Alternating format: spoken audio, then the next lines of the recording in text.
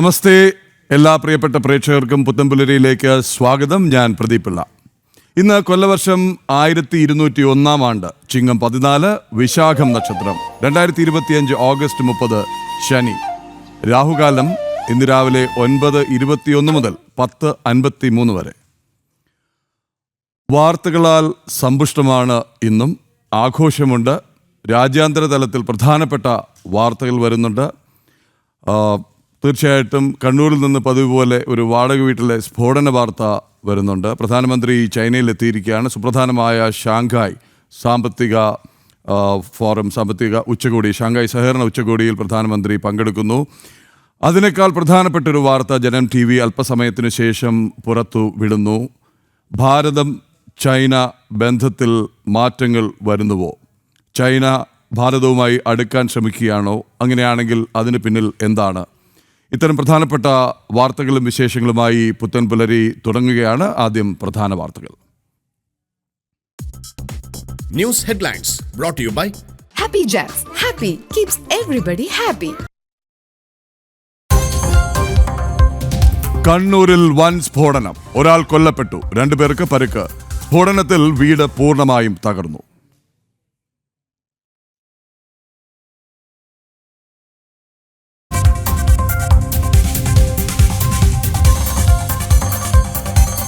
മുട്ടൽ മരമുറി case police അട്ടിമറിച്ചതോടെ സ്വതന്ത്ര agency അന്വേഷിക്കണമെന്ന ആവശ്യം ശക്തം.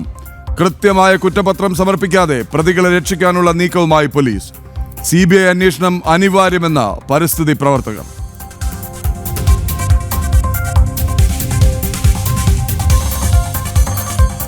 ഭാരതത്തിന് ഉൾപ്പെടെ ചുമത്തിയ അധിക താരിഫ് നിയമവിരുദ്ധമെന്ന US അപ്പീൽ കോടതി. അടിയന്തര സാമ്പത്തിക അധികാര നിയമപ്രകാരമുള്ള നടപടി നിയമപരമായി നിലനിൽക്കില്ല. കോടതി നിലപാടിൽ സമൂഹ മാധ്യമത്തിൽ വിമർശനവുമായി ട്രംപ്.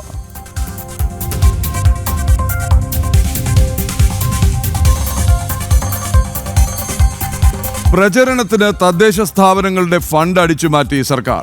വികസന സദസ്സിന്റെ ചെലവ് തദ്ദേശ സ്ഥാപനങ്ങൾ വഹിക്കണമെന്ന ഉത്തരവ്. നവകേരള സദസ് മാതൃകയിൽ സ്പോൺസർഷിപ്പ് കണ്ടെത്താനും നിർദ്ദേശം. ജനം ബ്രേക്കിംഗ്.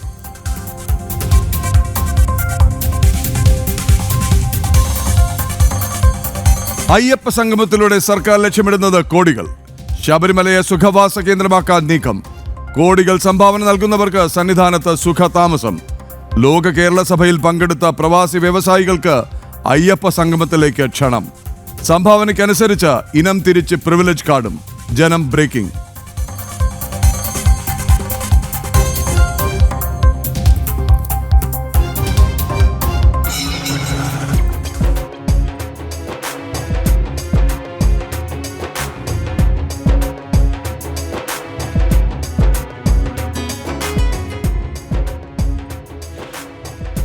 പുന്നമടക്കായലിൽ ജലപ്പോര്. ജലരാജാവിനെ ഇന്നറിയാം. 71ാമത് നെഹ്റു ട്രോഫിയിൽ മാറ്റുരയ്ക്കുന്നത് 75 കളിവള്ളങ്ങൾ. പുന്നമടയിൽ ആവേശപ്പോരാട്ടം പ്രേക്ഷകരിലെത്തിക്കാൻ ജനം TV.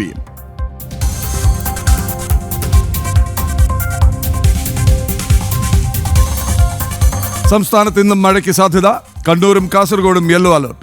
കേരള ലക്ഷദ്വീപ് തീരങ്ങളിൽ മത്സ്യബന്ധനത്തിനും വിലക്ക്.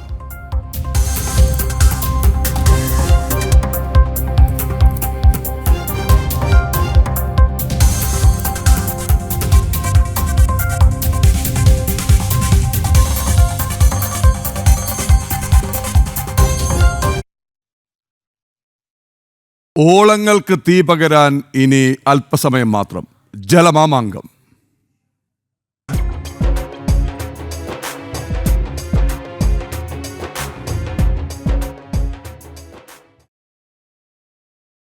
പുന്നമടക്കായല് ജലമാമാങ്കത്തിന് ഒരുങ്ങിയിരിക്കുകയാണ്. കിഴക്കിന്റെ വെനീസിൽ ഇന്ന് ജലോത്സവ മേളപ്പെരുക്കമാണ്. 71ാമത് നെഹ്റു ട്രോഫി വള്ളംകളി അല്പസമയത്തിനകം ആരംഭിക്കും. പുന്നമടക്കായലിലാണ് മത്സരം നടക്കുക. രാവിലെ 11-ന് ചെറുവള്ളങ്ങളുടെ ഹീറ്റ്സ് മത്സരങ്ങളോടെയാകും തുടക്കം. 21 ചുണ്ടൻ വള്ളങ്ങളടക്കം 75 കളിവള്ളങ്ങൾ പുന്നമടയിലെ അങ്കത്തട്ടിൽ പോരിനിറങ്ങും. വൈകുന്നേരം 4-ഓടെ ചുണ്ടൻ വള്ളങ്ങളുടെ ഫൈനൽ നടക്കും. പുന്നമടയിൽ ആവേശ പോരാട്ടം പ്രേക്ഷകരിലേക്ക് എത്തിക്കാൻ ജനം TVയും സജ്ജമായി കഴിഞ്ഞു. ഫിനിഷിംഗ് പോയിന്റിന് സമീപം നിന്ന് സുധീഷ് ഗോപാൽ, അരുൺ കൊടുങ്ങൂർ എന്നിവർ ഇപ്പോൾ ചേരുന്നു. സ്റ്റാർട്ടിംഗ് പോയിന്റിൽ നിന്ന് M മനോജ്, ഒപ്പം മിഥുൻ അയ്യപ്പനും. വള്ളംകളിയുടെ ആവേശം ഓരോ നിമിഷവും പ്രേക്ഷകരിലേക്ക് എത്തിക്കാൻ ഞങ്ങളുടെ ക്യാമറ സംഘവും തയ്യാറാണ്. ആദ്യം അരുൺ കൊടുങ്ങൂരിലേക്കും സുധീഷ് ഗോപാലിലേക്കും നമസ്തേ, സ്വാഗതം. അരങ്ങൊരുങ്ങിയോ, ഓളങ്ങൾ ഒരുങ്ങിയോ ജലമാമാങ്കത്തിന്? അരുൺ, സുധീഷ്. ഒരുക്കങ്ങളും പൂർത്തിയായിരിക്കുകയാണ്. ആലപ്പുഴക്കാരെ സംബന്ധിച്ചോളം, അതോടൊപ്പം തന്നെ വള്ളംകളി പ്രേമികളെ സംബന്ധിച്ചോളം ഏറ്റവും നിർണായകമായ, ഏറ്റവും കാത്തിരിക്കുന്ന ഒരു ദിവസമാണ്. അവരുടെ ഹൃദയം എന്ന് തന്നെ വിശേഷിപ്പിക്കാവുന്ന ഒരു ദിവസത്തിലേക്ക് ലോകത്തിൻ്റെ ഏത് കോണിലാണെങ്കിലും കുട്ടനാടുകാരെല്ലാം തന്നെ ഇവിടേക്ക് എത്തുന്ന ഒരു ദിവസം തന്നെയാണ്. എന്തായാലും ആവേശം അതിൻ്റെ പാരമ്യത്തിലേക്ക് എത്തിച്ചിരിക്കുകയാണ്. എന്തായാലും നമുക്കറിയാം, കഴിഞ്ഞ തവണത്തെ മത്സരമൊക്കെ നോക്കുമ്പോൾ ഇഞ്ചോടി ഒരേപോലെ മൈക്രോ സെക്കൻഡ് വ്യത്യാസത്തിനാണ് കഴിഞ്ഞ പ്രാവശ്യം വിയ്യപുരം ചുണ്ടനെ തോൽപ്പിച്ചുകൊണ്ട് കാരിച്ചാൽ ചുണ്ടനെ പള്ളാത്തുരുത്തി ബോട്ട് ക്ലബ്ബ് വിജയതീരത്ത് എത്തിച്ചത്. അതിൻ്റെ ഇപ്പോഴും തർക്കങ്ങൾ നിലനിൽക്കുന്നു. നിയമപരമായ തർക്കങ്ങളിലാണ് ഇപ്പോഴും.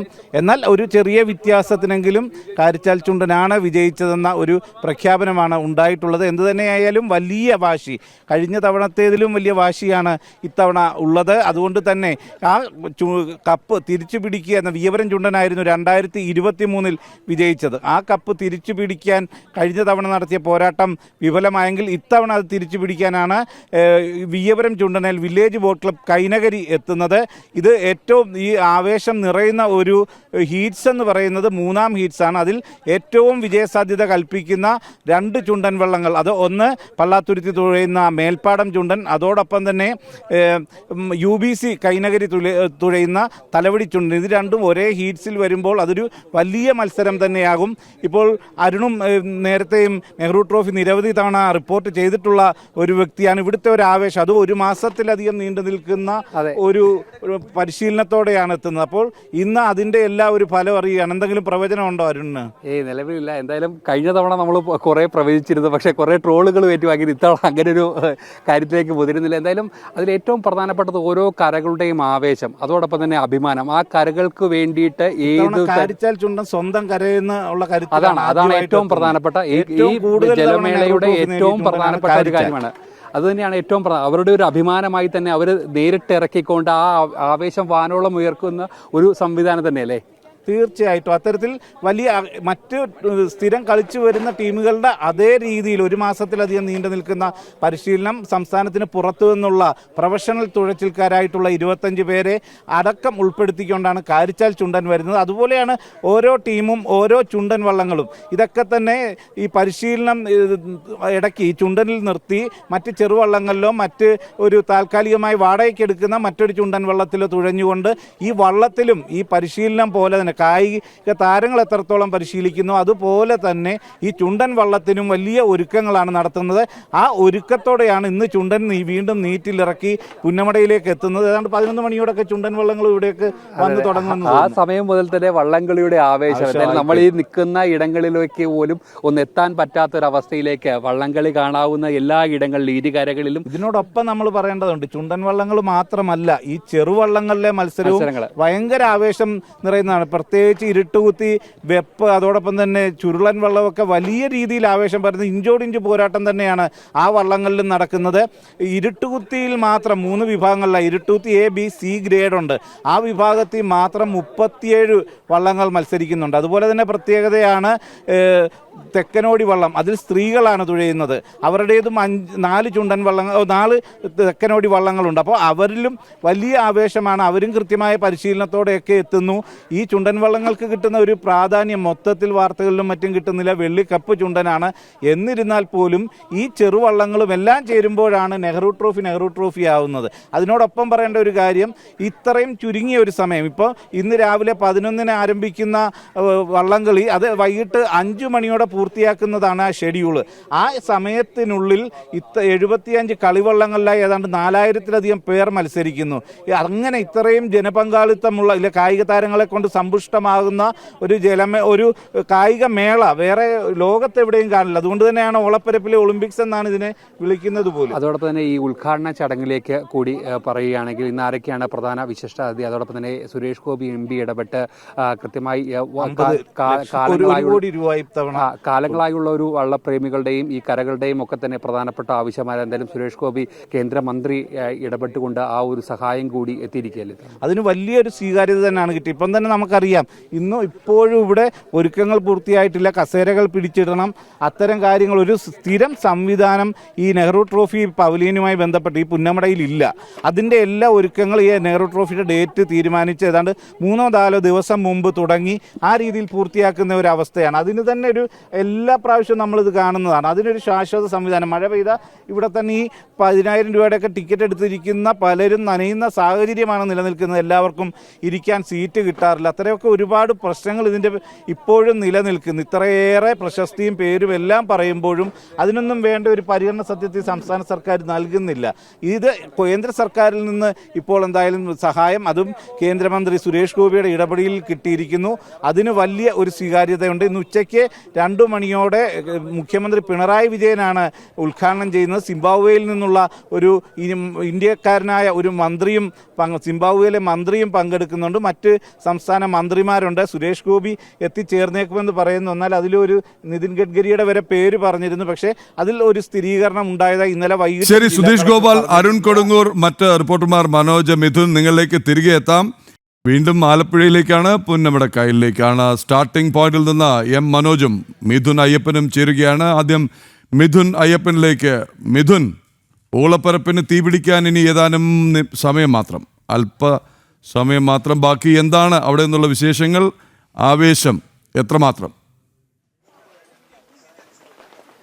പ്രദീപ്, ഓളപ്പരപ്പിന് തീ പിടിക്കാൻ ഇനി അല്പസമയം മാത്രമേ ബാക്കിയുള്ളൂ. പക്ഷേ ദേശക്കാരുടെ ഞരമ്പുകളിൽ ഇപ്പോൾ തീ തന്നെയാണ്. കാരണം വർഷങ്ങൾക്ക് ശേഷം തങ്ങളുടെ വിജയം വീണ്ടും ആവർത്തിക്കാൻ സാധിക്കുമോ, അതുപോലെ തന്നെ ആ വിജയം നിലനിർത്താൻ കഴിയുമോ എന്ന് അത് കരക്കാരും അതുപോലെ തന്നെ വിവിധ ബോട്ട് ക്ലബ്ബുകാരുമെല്ലാം അത്രയും വലിയ വാശിയോടുകൂടി കാത്തിരിക്കുകയാണ്.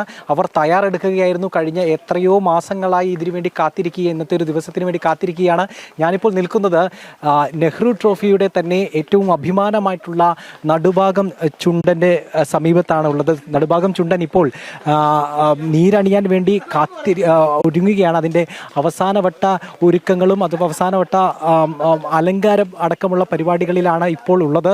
നമുക്കറിയാം, നടുഭാഗം ചുണ്ടനെ കുറിച്ച് പറയുകയാണെങ്കിൽ ഈ 71 വർഷത്തെ നെഹ്റു ട്രോഫിയുടെ പാരമ്പര്യം, ആ പാരമ്പര്യം, മഹത്തായിട്ടുള്ള പാരമ്പര്യമുണ്ട്. കേരളത്തിൻ്റെ തന്നെ തിലകക്കുറിയായി മാറിയിരിക്കുന്ന ഈ ഒരു വള്ളം കളിയുടെ കാരണമായിട്ടുള്ള, അല്ലെങ്കിൽ അതിനൊരു ഹേതുവായിട്ടുള്ള നടുഭാഗം ചുണ്ടനാണ്. കാരണം നമുക്കറിയാം, ആദ്യത്തെ വിജയിയാണ് ഈ നെഹ്റു ട്രോഫി വള്ളം കളി ഉണ്ടാകാനുള്ള ഒരു കാരണക്കാരൻ കൂടിയാണ് ഈ നടുഭാഗം ചുണ്ടൻ. അതായത് ഈ വള്ളക്കളിയുടെ കാരണവരാണ് ഇപ്പോൾ ദൃശ്യങ്ങളിൽ കാണുന്നത് എന്നുള്ളതാണ് നമുക്ക്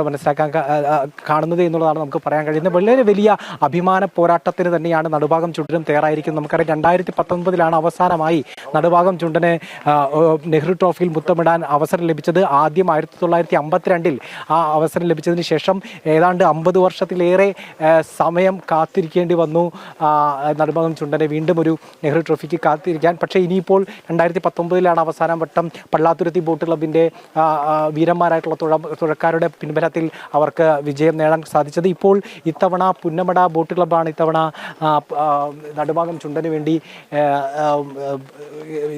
തുഴക്കാരായിട്ട് എത്തിയിട്ടുള്ളത്. നമ്മളിപ്പോൾ ഞാനിപ്പോൾ പ്രദീപ് ഇപ്പോൾ ചോദ്യം ചോദിച്ചുകൊണ്ടിപ്പോൾ എനിക്ക് ഇയർഫോൺ വെക്കാത്ത ചെവിയിലൂടെ നിന്നുള്ള ഒരു പ്രാർത്ഥന കേൾക്കാമായിരുന്നു. അത് നടുഭാഗത്തിന്റെ ജെൻസിയാണ്. അവനിങ്ങനെ പറഞ്ഞുകൊണ്ടിരിക്കുകയായിരുന്നു, ഈശ്വര ഇത്തവണയെങ്കിലും കപ്പടിക്കണേ എന്ന്. അല്ലേ? ഞാൻ കേട്ടു, നിന്റെ പ്രാർത്ഥന ഞാൻ കേട്ടു. അതാണോ പ്രാർത്ഥന? കപ്പടിക്കും. എത്ര വള്ളംകളി കണ്ടിട്ടുണ്ട്? ഇഷ്ടംപോലെ ഉണ്ട്. ഇത്തവണ നടുഭാഗം തന്നെ ജയിക്കുമെന്നുള്ളതാണ് ഉറപ്പായിട്ട്. ചേട്ടാ, എന്താണ് കരക്കാരാണല്ലേ? ജയിക്കണം, അതാണ് ഞങ്ങളുടെ ആഗ്രഹം. വേറൊന്നും ഇല്ല ഞങ്ങൾക്ക് മറുപടി. ഇത്തവണ തുഴയാനെത്തുന്നത് പുന്നമട ബോട്ട് ക്ലബ്ബാണ്. എങ്ങനെയാണ് അതിനൊക്കെ? അവരെ നമുക്ക് വിശ്വാസമുണ്ട്, ഞങ്ങളുടെ വള്ളം ജയിപ്പിക്കും. അതാണ് ഞങ്ങൾക്ക് വിശ്വാസം. വേറൊന്നും ഇല്ല, ഞങ്ങൾക്ക് ജയിച്ചിരിക്കും. അതിനാണ് ഞങ്ങൾ രാവിലെ തന്നെ ഇവിടെ വന്ന് നിൽക്കുന്നത്. സത്യം പറഞ്ഞാൽ എന്താണ് ഈ വള്ളംകളിയോട് ഇത്രയും ആവേശം തോന്നാനുള്ള ഒരു കാരണം എന്താണ്? അത് നമ്മുടെ കാലങ്ങളായിട്ട് നമ്മുടെ അപ്പനപ്പന്മാരുടെ കാലത്ത് പോലെ ആ വികാരം നമുക്ക് കിട്ടിയിട്ടുണ്ട്.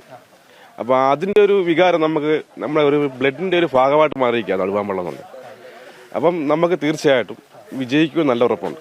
കാരണം കഴിഞ്ഞ വർഷം പുന്നമട നല്ല രീതിയിൽ കളിച്ചു, ഇത്തവണ നല്ല രീതിയിൽ കളിക്കും എന്നുള്ള പ്രതീക്ഷയിലാണ്. ജയിക്കും, ഉറപ്പാണ്. ഞായറാഴ്ച ഞങ്ങൾ കപ്പുമായിട്ട് ഇവിടെ പാറി പറക്കണം. അതെ അതെ, പാറി പറക്കാൻ വേണ്ടി കാത്തിരിക്കുക. നമ്മളിപ്പോ ഈ വള്ളംകളിയുടെ ഒരുക്കങ്ങൾ, ചേട്ടൻ അമരക്കാരനാണ് അല്ലേ?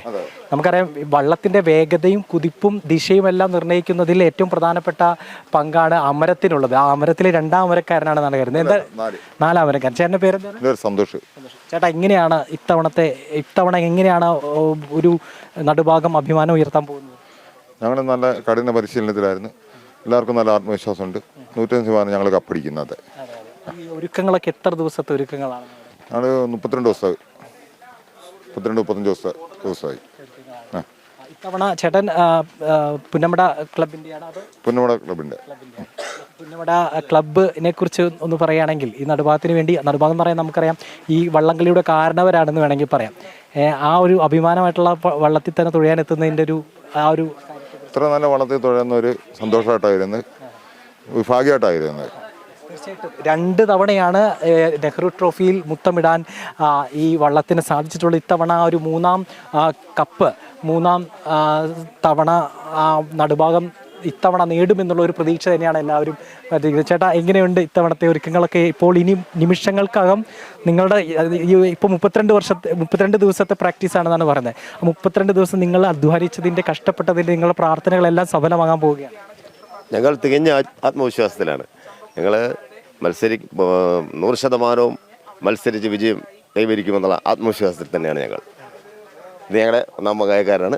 ഞാൻ 2ാം പങ്കായ നിൽക്കുന്നു. അപ്പോൾ ഏറ്റവും പ്രധാനപ്പെട്ട നമുക്കറിയാം വള്ളത്തിൽ കയറുന്ന എല്ലാവരും പ്രധാനപ്പെട്ട പങ്ക് വഹിക്കുന്നവർ തന്നെയാണ്. 1ാം പങ്കായക്കാരെന്നുള്ള നിലയ്ക്ക് എന്താണ് ഇത്തവണത്തെ ഒരു സർപ്രൈസ്? എങ്ങനെ നിങ്ങളെ വിജയത്തിലേക്ക് എത്തിക്കും? നിങ്ങളുടെ ഒരു വിജയത്തിൻ്റെ ഫോർമുല എന്താണ്? ഇതുപോലെ ഞങ്ങളുടെ കഠിനമായ പ്രാക്ടീസാണ് ഞങ്ങളുടെ ഏറ്റവും വലിയ ഫോർമുല. കൃത്യമായ അച്ചടക്കത്തോടുകൂടി ഏകദേശം 35 ദിവസത്തോളം പ്രാക്ടീസ് ഉണ്ട്. അതിൻ്റെ റിസൾട്ട് ഇന്ന് ഉണ്ടാകുമെന്നാണ് ഞങ്ങളുടെ വിധി. ഏതായാലും ഞങ്ങൾ കഠിനമായ ഒരു മത്സരത്തിലേക്കാണ് ഇറങ്ങുന്നത്.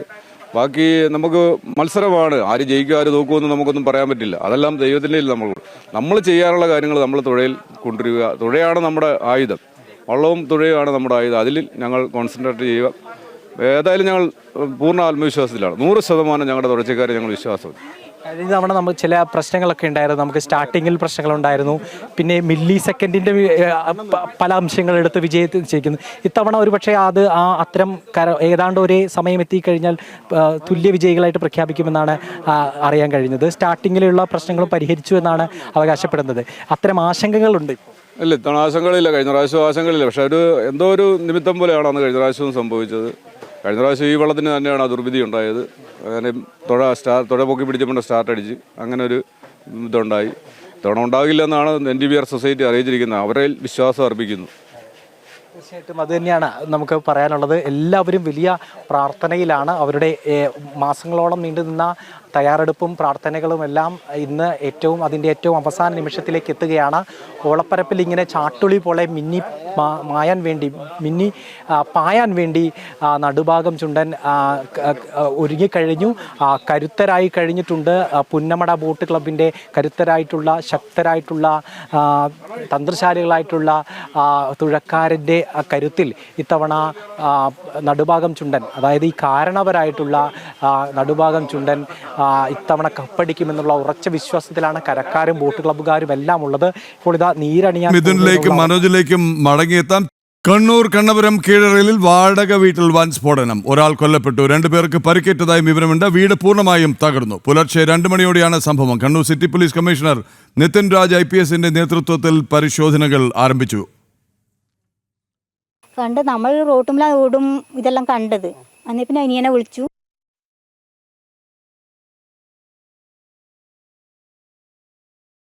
ശരി, വിവരങ്ങളുമായി മിഥുൻ പിള്ള ചേരുകയാണ്. മിഥുൻ, ഇതെന്താണ് സംഭവം? വീട്ടിൽ സ്ഫോടനം, ഒരാൾ മരിക്കുന്നു.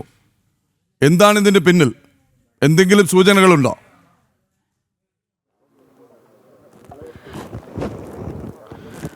പ്രതിപിള്ള ഇന്ന് പുലർച്ചെ ഏതാണ്ട് 2 മണിയോടുകൂടിയാണ് ഈ ഒരു സംഭവം നടക്കുന്നത്. ഇവിടെ കണ്ണപുരം കീഴറയിലുള്ള വീട്ടിൽ ഒരു ഉഗ്ര സ്ഫോടനം ഉണ്ടാവുകയായിരുന്നു.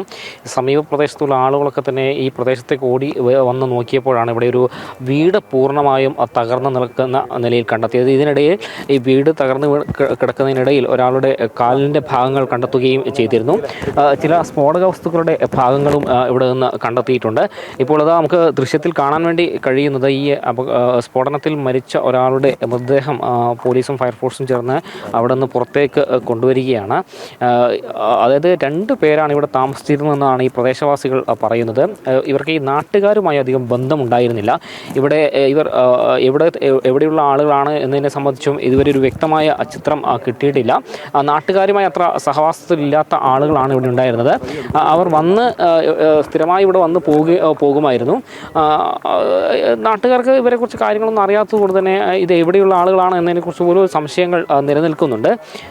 ഇപ്പോൾ ഈ സംഭവവുമായി ബന്ധപ്പെട്ട് ഇത് പടക്ക നിർമ്മാണത്തിനിടെ പൊട്ടിയതാണെന്നൊരു സംശയം കൂടി പോലീസ് പ്രകടിപ്പിക്കുന്നുണ്ട്. കാരണം ഇവിടെ ചിതറിത്തെറിച്ച സാധനങ്ങളിൽ ഈ വലിയ പടക്കത്തിൻ്റെ എന്ന് തോന്നിക്കുന്ന രീതിയിലുള്ള ചില സ്ഫോടക വസ്തുവിൻ്റെ ഭാഗങ്ങളൊക്കെ തന്നെ ഈ ഒരു ഭാഗത്ത് നിന്ന് കണ്ടെത്തിയിട്ടുണ്ട്. നിലവിൽ Kannur city police commissioner Nitin Raj IPSന്റെ നേതൃത്വത്തിൽ ഈ പ്രദേശത്ത് പരിശോധന നടത്തുകയാണ്. അതിനുശേഷം അദ്ദേഹത്തിൻ്റെ പ്രതികരണം നമുക്ക് തേടാൻ കഴിയുമെന്ന് തന്നെയാണ് പ്രതീക്ഷിക്കുന്നത്.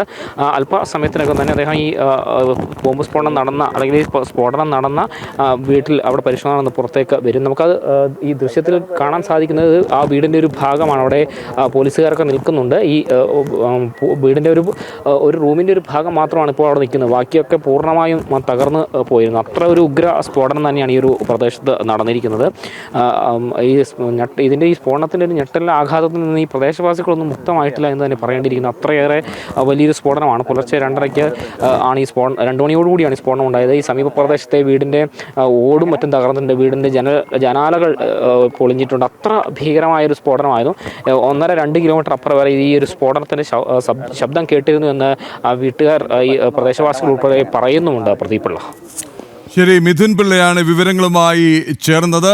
വികസനത്തിന്റെ പുതിയ ഉയരങ്ങളിലേക്ക് കുതിക്കുകയാണ് ഛത്തീസ്ഗഡ്. കാണാം നവഭാരത് നവ ഛത്തീസ്ഗഡ്.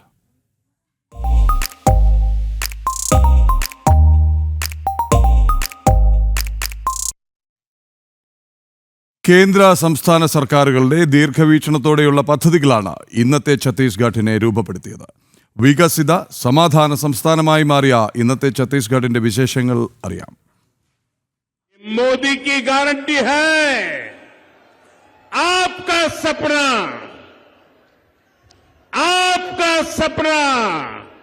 अब मोदी का संकल्प है।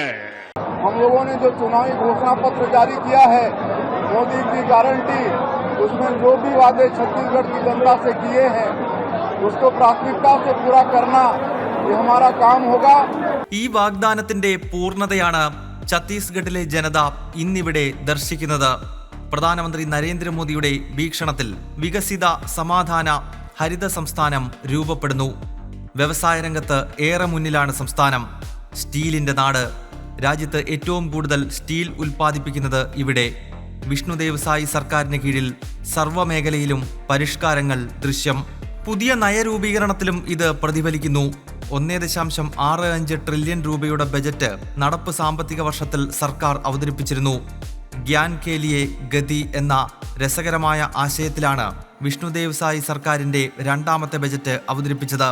അതായത് ദരിദ്രർ, യുവാക്കൾ, കർഷകർ, സ്ത്രീകൾ എന്നിവരുടെ അഭിവൃദ്ധി, ഗതി അഥവാ സദ്ഭരണം, അടിസ്ഥാന സൗകര്യ വികസനം, സാങ്കേതിക വിദ്യ, വ്യാവസായിക വളർച്ച എന്നിവയിലൂടെയുള്ള ഭരണം. നയപരിഷ്കരണങ്ങളിലൂടെ വ്യാപാരം എളുപ്പമാക്കാൻ മുൻകൈയെടുക്കുകയാണ് സർക്കാർ. ആദ്യഘട്ടത്തിൽ 20 വകുപ്പുകളിലായി 216 പരിഷ്കാരങ്ങളാണ് ബജറ്റിൽ അവതരിപ്പിച്ചത്. ജനസൗഹൃദ ഭരണമാണ് വിഷ്ണുദേവ് സായി സർക്കാരിൻ്റേത്. പുതിയ എക്സൈസ് നയം പരിശോധിക്കാം. അധിക എക്സൈസ് തീരുവ കുറച്ച് ഏകീകൃത മദ്യവില നിലനിർത്തി. കള്ളക്കടത്ത് കുറയ്ക്കാനും വിപണി സ്ഥിരപ്പെടുത്താനും ഇതിലൂടെയായി. GPS അധിഷ്ഠിത എക്സൈസ് ലൈസൻസ് മാപ്പിംഗ് സിസ്റ്റവും അവതരിപ്പിച്ചു. സംസ്ഥാനത്തിന്റെ വ്യവസായവൽക്കരണത്തിൽ ധാതുക്കളുടെ നിർണായക പങ്ക് തിരിച്ചറിഞ്ഞ ഛത്തീസ്ഗഡ് സർക്കാർ ഈ മേഖലയിലും നയപരിഷ്കരണങ്ങൾ വരുത്തി. വ്യാവസായിക വികസനത്തിൽ നിർണായകമാണ് ധാതുക്കൾ. എല്ലാ പ്രധാന ധാതുക്കളും ഛത്തീസ്ഗഡിൽ സമൃദ്ധവുമാണ്. നടപടിക്രമങ്ങൾ സുതാര്യമാക്കിയും സംരംഭകത്വ സൗഹൃദമാക്കിയും പുതിയ മൈനിംഗ് നയം സർക്കാർ നടപ്പിലാക്കുന്നു. ഡിജിറ്റൽ നിരീക്ഷണം, ലേലം, പരിസ്ഥിതി സൗഹൃദ ധാതുഖനനം എന്നിവ ഉറപ്പാക്കുന്നു. തൊഴിൽ നയത്തിലെ പരിഷ്കരണവും ശ്രദ്ധേയമാവുകയാണ്. ഭൂപരിഷ്കരണവും പുതിയ വിനോദസഞ്ചാര നയവും ഛത്തീസ്ഗഡ് സർക്കാർ അവതരിപ്പിച്ചു. വ്യവസായികൾക്കും നികുതിദായകർക്കുമായി ease of doing business cell നിലവിലുണ്ട്. സ്റ്റാർട്ടപ്പുകൾക്കും ചെറുകിട വൻകിട ബിസിനസ്സുകാർക്കും ഗുണകരം. ചെറിയ കുറ്റങ്ങൾ ക്രിമിനൽ കുറ്റമല്ലാതാകുന്ന ജൻ വിശ്വാസ് ബിൽ പാസാക്കുന്ന രണ്ടാമത്തെ സംസ്ഥാനം കൂടിയാണ് ഛത്തീസ്ഗഡ്.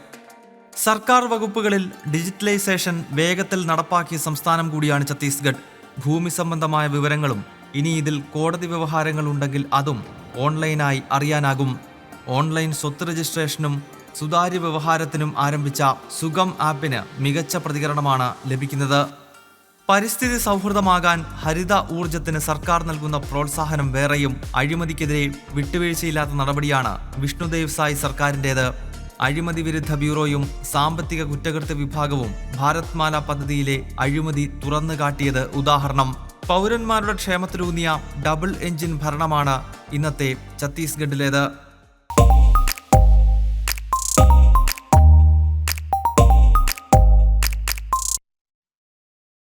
പുത്തൻപുലരി ഇനി ശബരിമലയിലേക്കാണ്. ശബരിമലയെ സുഖവാസ കേന്ദ്രമാക്കി മാറ്റാനുള്ള സർക്കാർ നീക്കത്തിന്റെ കൂടുതൽ തെളിവുകൾ പുറത്ത്.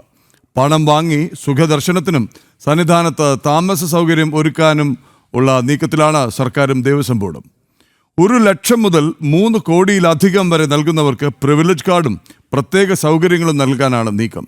ലോക കേരള സഭയിൽ പങ്കെടുത്തവർക്ക് ഇത് സംബന്ധിച്ച അറിയിപ്പ് സർക്കാർ നൽകി കഴിഞ്ഞു. പ്രിവിലേജ് കാർഡുള്ളവർക്ക് ശബരിമലയിൽ പ്രത്യേക പരിഗണന ലഭിക്കുമെന്നാണ് വാഗ്ദാനം. എക്സിക്യൂട്ടീവ് ഓഫീസറെയാണ് ഇതിനായി ചുമതലപ്പെടുത്തിയിരിക്കുന്നത്. ജനം ബ്രേക്കിംഗ് വിവരങ്ങളുമായി പ്രജിത്ത് മോഹനൻ ചേരുകയാണ്. പ്രജിത്ത്, എന്താണ് സംഭവിക്കുന്നത്? ആദ്യം ആഗോള അയ്യപ്പ മഹാസംഗമം എന്ന് പറയുന്നു. നമ്മളെല്ലാവരും ചോദിച്ചു, എന്താണ് ഇതിന് പിന്നിലെ ചേതോവികാരം, എന്താണ് ഉദ്ദേശം? വോട്ട് ബാങ്ക് ആണോ ഉദ്ദേശിക്കുന്നത്? വോട്ട് ഉദ്ദേശിച്ചിട്ടുള്ള അല്ലെങ്കിൽ തദ്ദേശ തെരഞ്ഞെടുപ്പും നിയമസഭാ തെരഞ്ഞെടുപ്പും ലക്ഷ്യമിട്ടിട്ടുള്ള ഏതെങ്കിലും തരത്തിലുള്ള ധ്രുവീകരണമാണോ? കാര്യം ശബരിമലയിലെ ആചാര ലംഘനത്തിന് ചൂട്ടുപിടിച്ച, അതിന് മുൻകൈയെടുത്ത, ഭക്തരുടെ വികാരങ്ങൾക്ക് ഒരു പരിഗണനയും നൽകാത്ത ഒരു സർക്കാരിന് പെട്ടെന്നെങ്ങനെയാണ് അയ്യപ്പ ഭക്തരോട് ഇത്ര വലിയ സ്നേഹം വന്നത്? ഇപ്പോൾ അതിൻ്റെ കള്ളി വെളിച്ചത്താവുകയാണ്. ശബരിമലയെ ആഗോളതലത്തിൽ ഒരു കച്ചവടച്ചരക്കാക്കി അതിൽ നിന്ന് പോലും കോടികൾ കൊയ്യാനുള്ള പ്ലാനാണ് പുറത്തു വരുന്നത്. ശബരിമലയുടെ ഏറ്റവും വലിയ പ്രത്യേകത എന്ന് പറയുന്നത് നമുക്കെല്ലാവർക്കും അറിയാം. അവിടെ വലിപ്പച്ചെറുപ്പമില്ല. അവിടെ പണക്കാരനെന്നോ പാവപ്പെട്ടവനോ എന്നുള്ള വ്യത്യാസമില്ല. സർവരും തുല്യ ഒരുപോലെ നോമ്പ് നോറ്റ് വ്രതമെടുത്ത് അയ്യനെ കാണാൻ വരുന്ന പവിത്രമായ 18-ാം പടിക്ക് മുകളിലുള്ള ശബരിമലയെ ഏറ്റവും കൂടുതൽ കാശ് കൊടുക്കുന്നവർക്ക് ഏറ്റവും വലിയ പ്രിവിലേജ്, താമസ സൗകര്യം. എന്താണ് സംഭവിക്കുന്നത്? എന്താണ് ലക്ഷ്യം? എന്താണ് സർക്കാർ ഉന്നമിടുന്നത്? എന്തൊക്കെയാണ് വിവരങ്ങൾ? പ്രജിത്ത് മോഹനൻ, നമസ്തേ.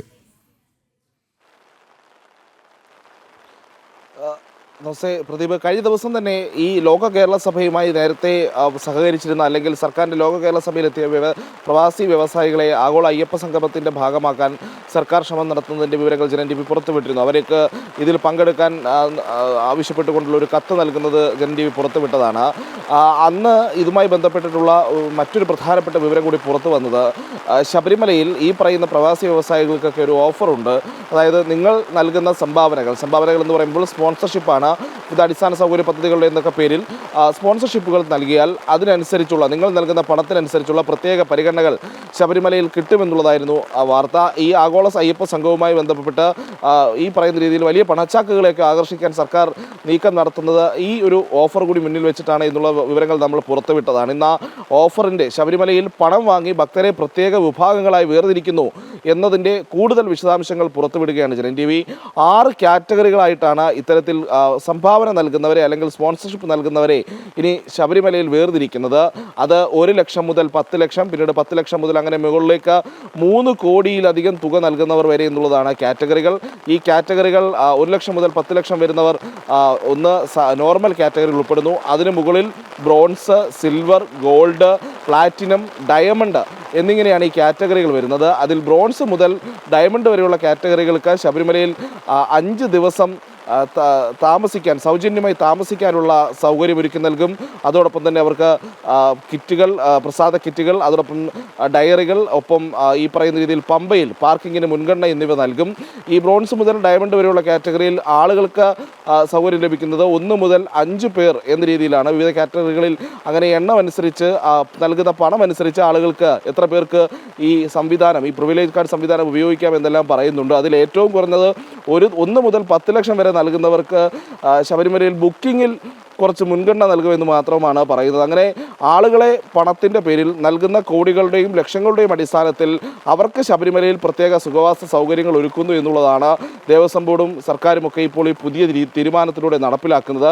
അതിൽ ഏറ്റവും ശ്രദ്ധേയമായിട്ടുള്ള കാര്യമെന്ന് പറയുന്നത് ശബരിമലയുടെ ഒരു ദർശനമുണ്ട്. ശബരിമലയിൽ അത് നീയാകുന്നു എന്ന് പറയുന്ന ആ സങ്കല്പത്തിൻ്റെ, അല്ലെങ്കിൽ എല്ലാവരും അയ്യപ്പന്മാരാകുന്ന സങ്കല്പത്തെ പൂർണ്ണമായും അവഗണിക്കുകയാണ്, അല്ലെങ്കിൽ അവഹേളിക്കുകയാണ് ദേവസ്വം ബോർഡ് എന്ന് പറയേണ്ടിയിരിക്കുന്നു. അതിൽ ഇനി മുതൽ ഈ ബ്രോൺസ് സ്വാമിയെന്നും ഗോൾഡ് സ്വാമിയെന്നും ഒക്കെ വിളിക്കുമോ എന്നുള്ളത് നമ്മൾ കാത്തിരുന്ന് കാണേണ്ടിയിരിക്കുന്നു. കാരണം അത്ര പരിഹാസ്യമാണ് ഇത്തരത്തിൽ എല്ലാവരും ഒന്നാണ്, എല്ലാവരും സ്വാമിമാരാണ്, എല്ലാവരും അയ്യപ്പന്മാരാണ് എന്ന സങ്കല്പം നൽകുന്ന ഒരു മഹാസവിധത്തെ ആ രീതിയിൽ അവിടെ പണം നൽകാൻ കഴിയുന്നവർക്ക് കൂടുതൽ പരിഗണനകൾ നൽകുന്ന, അതും പ്രത്യേക ക്ലാസ്സുകളായി വേർതിരിച്ചുകൊണ്ട് സൗകര്യങ്ങൾ നൽകുന്ന ഒരു സംവിധാനത്തിലേക്ക് പോകുന്നത്. ഈ പണം നൽകുന്ന ആളുകൾക്ക് 10 വർഷത്തേക്കാണ് അവർക്ക് ഈ സൗകര്യങ്ങളൊക്കെ ലഭിക്കുക. അതോടൊപ്പം തന്നെ അവർക്ക് സൗകര്യങ്ങൾ ഉറപ്പുവരുത്തണമെന്നതിൻ്റെ ഉത്തരവാദിത്തം അത് ശബരിമല എക്സിക്യൂട്ടീവ് ഓഫീസറിൽ നിക്ഷിപ്തവുമായിരിക്കും. നമ്മൾ എല്ലാ വർഷവും തീർത്ഥാടന സമയത്താകട്ടെ അല്ലെങ്കിൽ മറ്റു വിശേഷ ദിവസങ്ങളൊക്കെ ആലോചിക്കേണ്ടതുണ്ട് പ്രദീപ്. കാരണം എല്ലാ വർഷവും ഇത്തരത്തിൽ വലിയ ക്യൂ നിന്ന് കാത്തുനിന്ന് മണിക്കൂറുകളോളം ഭക്ഷണവും വെള്ളവും പോലും പലപ്പോഴും ലഭിക്കാതെ കാത്തുനിന്ന് എല്ലാ ദുർഘടങ്ങളും അനുഭവിച്ച് അയ്യപ്പനെ കാണാൻ എത്തുന്നവർക്ക് അരികിലൂടെ കുറച്ച് ആളുകൾക്ക് മാത്രം പ്രത്യേക സംവിധാനം ഒരുക്കി, പ്രത്യേക സൗകര്യങ്ങൾ ഒരുക്കി അവരെ അല്ലെങ്കിൽ അവർക്ക് കൂടുതൽ പ്രാധാന്യം നൽകുന്നത് ആ പറയുന്ന സങ്കല്പത്തിനും അവിടെ എത്തുന്ന ലക്ഷോപലക്ഷം ഭക്തർക്കുമുള്ളൊരു അവഗണനയാണ്, അല്ലെങ്കിൽ അവർക്ക് ഒരു പ്രത്യേകതരം ക്ലാസ്സുകളിലേക്ക് മാറ്റി നിർത്തപ്പെടുന്നു എന്നുള്ളതാണ് ഇതിൽ ഏറ്റവും കൂടുതൽ എടുത്തു പറയേണ്ട ഒരു കാര്യം. ഈ തീരുമാനത്തിൽ നിന്ന് പിന്നോട്ട് പോകണമെന്ന് ഹൈന്ദവ സംഘടന. ശരി, വളരെയധികം നന്ദി. പ്രജിത് മോഹൻ ആണ് വിവരങ്ങൾ നൽകിയത്. ശബരിമലയെ വിൽപ്പന ചെറുക്കാക്കാനുള്ള നീക്കം ക്ലബ് മെമ്പർഷിപ്പ് പോലെയാണ് വിവിധ ക്ലാസുകൾ തിരിച്ച് പ്രിവിലേജ് കാർഡ് ഇഷ്യൂ ചെയ്യുന്നതെന്നാണ് നമ്മൾ മനസ്സിലാക്കേണ്ടത്. ഈ വാർത്തയുടെ വിശദാംശങ്ങളും ചർച്ചയും ജനൻ ടി വിയിൽ തുടരും. ഒരുപക്ഷെ ജനൻ ടി വി മാത്രമായിരിക്കും ഈ വാർത്ത വീണ്ടും പ്രേക്ഷകരുടെ മുന്നിലേക്ക് എത്തിക്കുക. മറ്റൊരു വാർത്തയിലേക്ക്. ഷാഫി പറമ്പലിനെ മറയാക്കി രാഹുൽ മാങ്കൂട്ടത്തിന്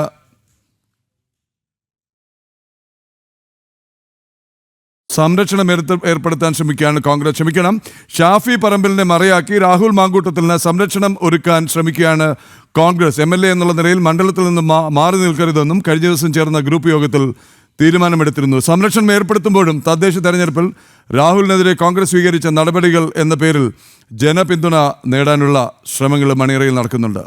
ടിൻറ്റു ചേരുന്നു തിരുവനന്തപുരത്ത് നിന്ന്. ടിൻറ്റു, എന്തൊക്കെയാണ് വിശദാംശങ്ങൾ?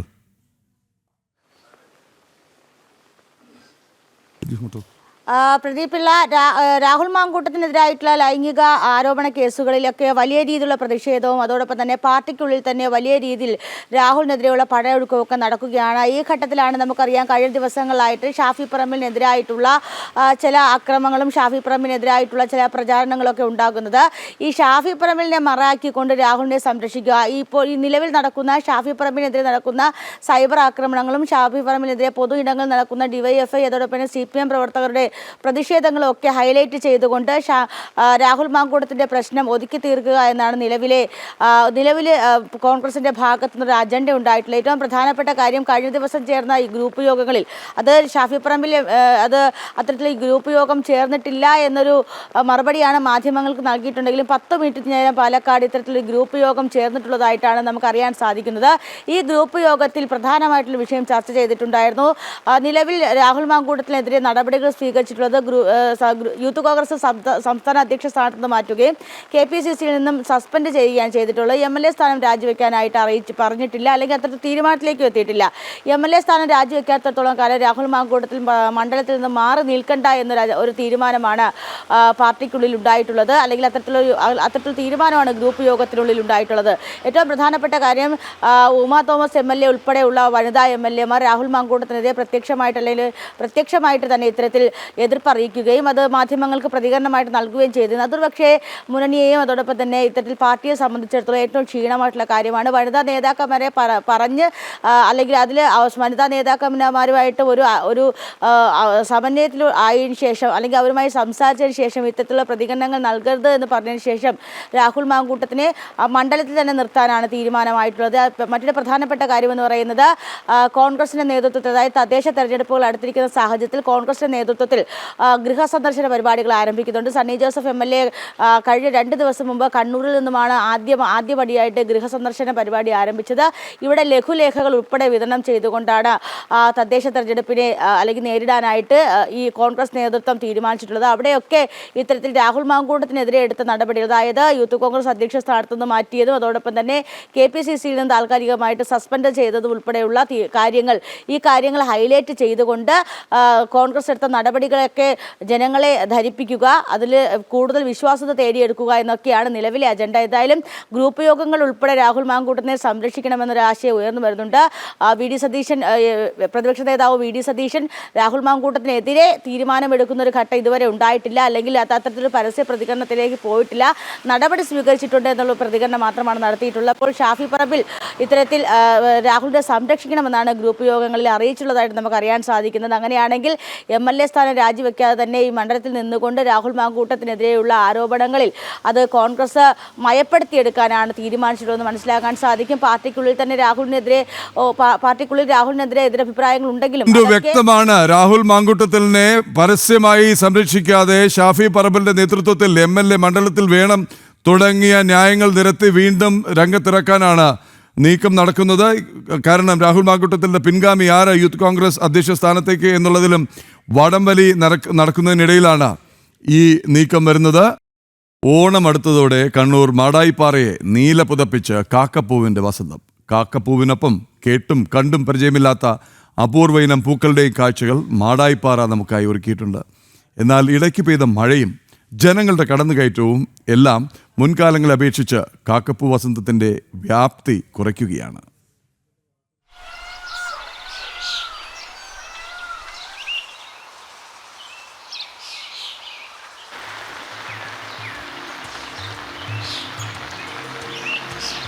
ചിങ്ങമാസത്തിന്റെ തുടക്കത്തിൽ നീലപ്പട്ട് വിരിച്ചതുപോലെയായിരുന്നു മാടായിപ്പാറ.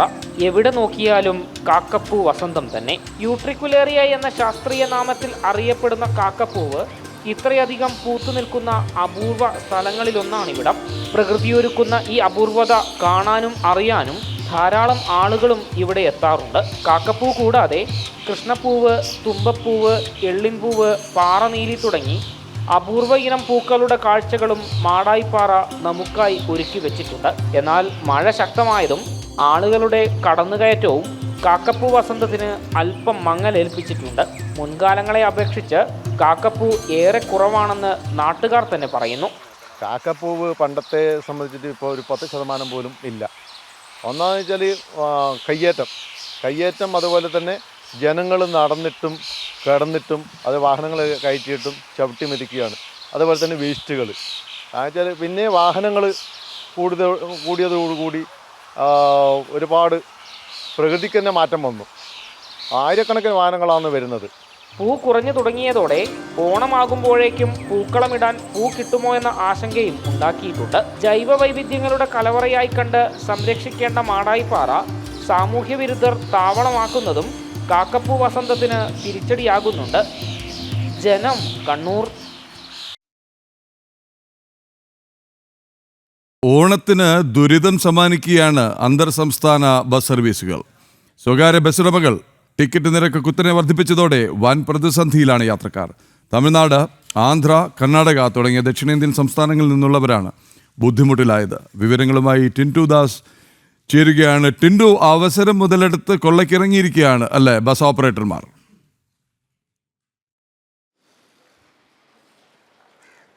പ്രതിഫല തീർച്ചയായിട്ടും ഉത്സവകാലമാകുമ്പോൾ ഇത് പതിവ് രീതിയാണ്. ദക്ഷിണേന്ത്യയിലെ അന്യ സംസ്ഥാനങ്ങളിൽ താമസിക്കുന്ന മലയാളികൾക്ക് നാട്ടിലേക്ക് വരാനായിട്ട് ദുരിതം അനുഭവിക്കുന്ന കാഴ്ച. അത് ക്രിസ്മസ് ആയാലും ഓണമായാലും അങ്ങനെയുള്ള എല്ലാ ഉത്സവ അവധികളിലും ഇത്തരത്തിൽ അധിക ചാർജ് ഈടാക്കാറാണ് പതിവ്. ഇത്തവണ ബാംഗ്ലൂരു തിരുവനന്തപുരം AC സ്ലീപ്പറിന് 3500 നിന്നും 4500 രൂപയാക്കി മാറ്റി. അതായത് ഒറ്റയടിക്ക് 1500 രൂപയാണ് ടിക്കറ്റ് ഇനത്തിൽ വർദ്ധിച്ചത്. അതോടൊപ്പം തന്നെ ബസ് ഈ 1500 രൂപ എന്ന് പറയുമ്പോൾ അധിക കൊള്ളയാണ്. ഇത്തരത്തിൽ വലിയ രീതിയിലുള്ള കൊള്ളയടിയാണ് ബസ് ഉടമകൾ നിലപാടായി സ്വീകരിച്ചിട്ടുള്ളത്. സെമി സ്ലീപ്പർ ബസ്സുകൾക്ക് 2000 വരെയാണ് വാങ്ങുന്നത്. 900 മുതൽ 1000 വരെയായിരുന്നു ഇതിൻ്റെ റേറ്റ് എന്ന് പറയുന്നത്. ബാംഗ്ലൂരു എറണാകുളം റൂട്ടിലും സ്ഥിതി മൾട്ടി ആക്സിൽ ബസ്സുകൾക്ക് 1380 നിന്നും 1770 രൂപയ്ക്ക് വർദ്ധിപ്പിച്ചിട്ടുണ്ട്. സൂപ്പർ ഡീലക്സ് എയർ ബസ്സുകളുടെ നിരക്കിലും വർധനവുണ്ടായി. 800 മുതൽ 900 വരെ റേഞ്ചിൽ ഉണ്ടായിരുന്ന ടിക്കറ്റുകൾ 1300 മുകളിലായിട്ടാണ് വില ഈടാക്കുന്നത്. ട്രെയിൻ ടിക്കറ്റുകൾ കിട്ടാതാകുന്നതോടെ ഈ നാട്ടിലെത്തിയിട്ടുള്ള മലയാളികൾ ഇത്തരത്തിൽ സ്വകാര്യ ബസ്സുകളെ ആശ്രയിക്കാറുണ്ട്. ഈ അവസരമാണ് ഒരുപക്ഷെ ചൂഷണം ചെയ്തുകൊണ്ട് 1000 രൂപയും 1500 രൂപയൊക്കെ കുത്തനെ വർദ്ധിപ്പിക്കുന്നതെന്ന് നമുക്ക് കാണാൻ സാധിക്കുന്നുണ്ട്. അതോടൊപ്പം തന്നെ മറ്റ് നിരക്കുകളും ഇതേ സമാനമായ രീതിയിൽ വർദ്ധിപ്പിച്ചിട്ടുണ്ട്. തിരുവനന്തപുരം എറണാകുളം അതോടൊപ്പം തന്നെ മലബാർ റീജിയനിലേക്ക് എത്തുന്ന ബസ്സുകളിലാണ് ഇത്തരത്തിൽ വലിയ രീതിയിലുള്ള നിരക്ക് വർദ്ധിപ്പിച്ചതായിട്ട് കാണാൻ സാധിക്കുന്നത്. ആന്ധ്ര, തമിഴ്നാട്, കർണാടക തുടങ്ങിയ ഇടങ്ങളിൽ നിന്നും കേരളത്തിലേക്ക് എത്തുന്ന മലയാളികളെ ചൂഷണം ചെയ്യാനായിട്ടാണ് ഈ അവസരം ബസ് ഉടമകൾ മുതലാക്കുന്നതെന്ന് നമുക്ക് മനസ്സിലാക്കാൻ സാധിക്കുന്നു. ട്രെയിനുകളുടെ ലഭ്യത കുറവുണ്ടാകുമ്പോൾ സ്വകാര്യ ബസ്സുകളെ അല്ലെങ്കിൽ ഇത്തരത്തിലുള്ള ബസ്സുകളെ ആശ്രയിക്കുന്ന ആളുകളെയാണ് വലിയ രീതിയിൽ ചൂഷണം ചെയ്യുന്നതെന്ന് നമുക്ക് മനസ്സിലാക്കുന്നത്. ഇത് ആദ്യത്തെ തവണയല്ല, എല്ലാ തവണയും ഇത്തരത്തിലുള്ള ചൂഷണങ്ങൾ പതിവാണ്. പക്ഷേ ഇതിലൊരു നടപടി സ്വീകരിക്കുന്നില്ല. അതാണ് ഏറ്റവും പ്രധാനപ്പെട്ട കാര്യം. ഒരു സാധാരണക്കാരൻ മിഡിൽ ക്ലാസ് ആയിട്ടുള്ള ഫാമിലിയെ സംബന്ധിച്ചിടത്തോളം 1500 രൂപയൊക്കെ കുത്തനെ വർദ്ധിപ്പിക്കുക എന്ന് പറയുമ്പോൾ അത് ഏറ്റവും അല്ലെങ്കിൽ അവരെ സംബന്ധിച്ചിടത്തോളം ഏറ്റവും ബുദ്ധിമുട്ടുണ്ടാക്കുന്ന കാര്യമാണ്. പക്ഷേ അത്യാവശ്യ ഘട്ടമായതുകൊണ്ട് തന്നെ ജനങ്ങൾ ഈ ടിക്കറ്റുകൾ എടുക്കേണ്ടി വരെ നിർബന്ധിതരാകുകയാണെന്ന കാഴ്ചയാണ് നമുക്ക് കാണാൻ സാധിക്കുന്നത്. സ്വകാര്യ ബസ് ഉടമകളുടെ ഭാഗത്തു നിന്നുണ്ടാകുന്ന ഇത്തരം നിലപാടുകൾക്കെതിരെ യാതൊരുവിധ നടപടിയും ഇതുവരെ സ്വീകരിക്കുന്നില്ല എന്നാണ് ഏറ്റവും പ്രധാനപ്പെട്ട കാര്യം. വയനാട് താമരശ്ശേരി ചുരത്തിൽ KSRTC ഉൾപ്പെടെയുള്ള വാഹനങ്ങൾ നിയന്ത്രണങ്ങളോടെ കടത്തിവിട്ടു തുടങ്ങി. എന്നാൽ മൾട്ടി ആക്സിൽ വാഹനങ്ങൾക്ക് നിരോധനം തുടരുകയാണ്. അതേസമയം ചുരം വ്യൂ പോയിന്റിൽ വിനോദസഞ്ചാരികൾക്ക് വിലക്കുണ്ട്. PS അർജുൻ ചേരുകയാണ്. അർജുൻ, എന്താണ് അവസ്ഥ? ഏറെക്കുറെ സാധാരണഗതിയിലേക്ക് നീങ്ങുകയാണ് വാഹന ഗതാഗതം, അല്ലേ? പ്രദീപിള്ള, ഗുഡ് മോർണിംഗ്. അത്തരത്തിൽ തന്നെയാണ് കഴിഞ്ഞ ദിവസത്തെ അപേക്ഷിച്ച് ഏകദേശം സാധാരണഗതിയിലാണ് ഇപ്പോൾ വാഹനങ്ങൾ കടന്നു പോകുന്നത്. ഇന്ന് മൾട്ടി ആക്സിൽ വാഹനങ്ങൾ ഒഴികെ മറ്റു വാഹനങ്ങളാണ് ഈ വഴി കടത്തിവിടുന്നത്. മറ്റ് അവശ്യ സേവനങ്ങളും ഇതിലൂടെ കടത്തിവിടുന്നുണ്ട് എന്നുള്ളതാണ് നമുക്കിവിടെ നിന്നും മനസ്സിലാക്കാൻ സാധിക്കുന്നത്. കഴിഞ്ഞ ദിവസം നമുക്ക് ചെറിയ വാഹനങ്ങൾ മാത്രമാണ് ഈ നിരത്തിലൂടെ കടത്തിവിട്ടത്, അതല്ലെങ്കിൽ ഈ ചുരം പാതയിലൂടെ കടത്തിവിട്ടതെങ്കിൽ ഇപ്പോൾ അത് മാറി ഈ ചുരത്തിൽ വലിയ വാഹനങ്ങളൊക്കെ കടന്നു പോകാനുള്ള ഒരു സൗകര്യം ഒരുക്കുന്നുണ്ട്. KSRTC അടക്കമുള്ള വാഹനങ്ങളൊക്കെ കടന്നു പോകാനുള്ള ഒരു സൗകര്യം ഒരുക്കുന്നുണ്ട്. അതായത് ഒരു മൾട്ടി ആക്സിൽ വാഹനങ്ങൾക്കൊഴികെ മറ്റു വാഹനങ്ങളൊക്കെ കടത്തിവിടാനുള്ള ഒരു സാധ്യത ഇവിടെ ഒരുക്കിയിട്ടുണ്ട്. മാത്രമല്ല ചെറിയൊരു മഴ ഇന്ന് രാവിലെയുണ്ട്, ചാറ്റൽ മഴ മാത്രമാണ്. അതുകൊണ്ട് അത് വലിയ രീതിയിൽ ഭയപ്പെടാനില്ല. വലിയ മഴ പെയ്യുകയാണെങ്കിൽ ഇവിടെ ഒരു പ്രശ്നം ഉണ്ടാകുവാനുള്ള ഒരു സാധ്യതയുണ്ട്. വീണ്ടും ഈ മണ്ണ് താഴേക്ക് വരുവാനുള്ള ഒരു സാധ്യതയുണ്ട്. അതുകൊണ്ട് തന്നെ വലിയ മഴ പെയ്ത് കഴിഞ്ഞാൽ ഈ ചുരം അടച്ചിടാനാണ് കഴിഞ്ഞ ദിവസം ചേർന്ന യോഗത്തിൽ, ഓൺലൈൻ യോഗത്തിൽ കളക്ടർ അടക്കമുള്ള, അതായത് വയനാട് കളക്ടറും കോഴിക്കോട് കളക്ടറും മറ്റു ഉദ്യോഗസ്ഥരും അടക്കമടങ്ങുന്ന ഓൺലൈൻ യോഗത്തിൽ തീരുമാനമായത്. അതുകൊണ്ട് തന്നെ വലിയ മഴ വരികയാണെങ്കിൽ ഇത്തരത്തിൽ ഈ ഒരു ചുരം അടച്ചിടേണ്ട ഒരു സ്ഥിതിയാണ് വരിക. പക്ഷേ ഇന്ന് രാവിലെ നമുക്കിവിടെ വന്നപ്പോൾ നമുക്ക് മനസ്സിലാക്കാൻ സാധിക്കുന്നത് നല്ല മഞ്ഞുണ്ട്. അതുകൊണ്ട് തന്നെ ചെറിയ ചാറ്റൽ മഴ മാത്രമാണുള്ളത്. വലിയ രീതിയിൽ പേടിക്കാനില്ല.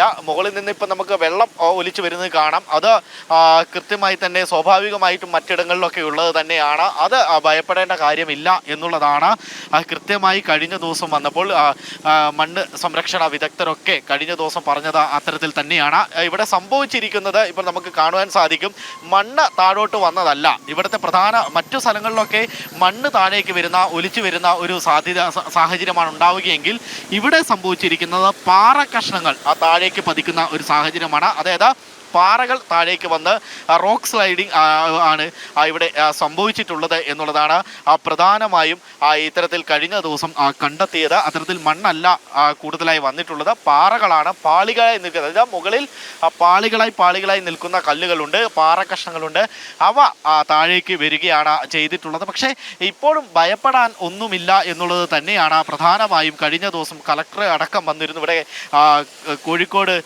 ജില്ലാ കളക്ടർ അടക്കം ഇവിടെ എത്തുകയുണ്ടായിരുന്നു, വയനാട് ജില്ലാ കളക്ടർ അടക്കം എത്തുകയുണ്ടായിരുന്നു. മുൻ മണ്ണ് സംരക്ഷണ വിദഗ്ധൻ കഴിഞ്ഞ ദിവസം ഇവിടെ എത്തുന്ന ഒരു സാഹചര്യം ഉണ്ടായിരുന്നു. അവരൊക്കെ പറഞ്ഞിരിക്കുന്നത് യാതൊരു വിധത്തിലും ഭയപ്പെടേണ്ട ഒരു സാഹചര്യമില്ല എന്നുള്ളതാണ്. കഴിഞ്ഞ ദിവസം നമ്മൾ മറ്റൊരു രീതിയിൽ അന്വേഷണം നടത്തിയിരുന്നു. കാരണം ഇവിടെയുള്ള ഹോം സ്റ്റേകൾ, ടൂറിസ്റ്റ് പ്ലേസുകൾ, ഇവിടെയൊക്കെ അന്വേഷണം നടത്തിയപ്പോൾ അവരുടെയൊക്കെ അവസ്ഥ വലിയ പരിതാപകരമാണ്. അതായത് കഴിഞ്ഞ ദിവസങ്ങളിലടക്കം ഈ ചുരത്തിലെ ഈ ഒരു പ്രശ്നം കാരണം പലർക്കും വയനാട്ടിലേക്ക് എത്തിപ്പെടാൻ സാധിച്ചിരുന്നില്ല. അതുപോലെ തന്നെ വയനാട്ടിൽ നിന്നും പ്രധാന ആവശ്യങ്ങൾക്ക് പോകേണ്ടവർക്ക് ചുരത്തിന്റെ താഴെ ഭാഗത്തേക്ക് പോകുവാൻ സാധിച്ചിരുന്നില്ല. പക്ഷേ ഇന്ന് അതിനൊക്കെ ഒരു മാറ്റം വരും എന്നുള്ളതാണ് നമുക്ക് മനസ്സിലാക്കാൻ സാധിക്കുന്നത്. ചുരത്തിലൂടെ ഇന്ന് യഥേഷ്ടം വാഹനങ്ങൾ പോകുന്നുണ്ട്. വയനാട്ടിൽ നിന്നുള്ള വിവരങ്ങളുമായി ചേർന്ന് വളരെ പ്രധാനപ്പെട്ട വിവരമാണ് അർജുൻ പറയുന്നത്. വെറും മണ്ണിടിച്ചിലല്ല, ലാൻഡ് സ്ലൈഡ് അല്ല, റോക്ക് സ്ലൈഡാണ്, പാറ കഷ്ണങ്ങളാണ് പൊട്ടി താഴേക്ക് പതിക്കുന്നതെന്നാണ്. നമ്മളിനി വളരെ പ്രധാനപ്പെട്ട ഒരു വാർത്തയിലേക്ക് പോകണം. ചൈന ഭാരതത്തോട് അടുക്കാൻ മുൻകൈ എടുക്കുകയാണോ? എന്താണ് ചൈനയുടെ ചേതോവികാരം? എന്താണ് ഭാരതത്തോട് വളരെയധികം അടുത്ത ബന്ധം സ്ഥാപിക്കാൻ ചൈനീസ് പ്രസിഡന്റ് മുൻകൈയെടുക്കാനുള്ള കാരണം? പ്രധാനമന്ത്രി നരേന്ദ്രമോദി ഇന്ന് ചൈനയിലേക്ക് പോവുകയാണ്. ചൈനീസ് പ്രസിഡന്റ് ഷീ ജിൻപിങ്ങുമായി നാളെ ചർച്ച നടത്തും. 7 വർഷത്തിനിടയിൽ മോദിയുടെ ആദ്യ ചൈനീസ് സന്ദർശനമാണിത്. US-ന്റെ പുതിയ നിലപാടുകളുടെ പശ്ചാത്തലത്തിൽ ഭാരതവും ചൈനയും നടത്തുന്ന ചർച്ച ലോകരാഷ്ട്രങ്ങളും ഉറ്റുനോക്കുകയാണ്. ഷാങ്ഹായ് സഹകരണ ഉച്ചകോടിയിലും പ്രധാനമന്ത്രി പങ്കെടുക്കും. റഷ്യൻ പ്രസിഡന്റ് വ്ളാഡിമിർ പുടിനുമായും പ്രധാനമന്ത്രി കൂടിക്കാഴ്ച നടത്തും.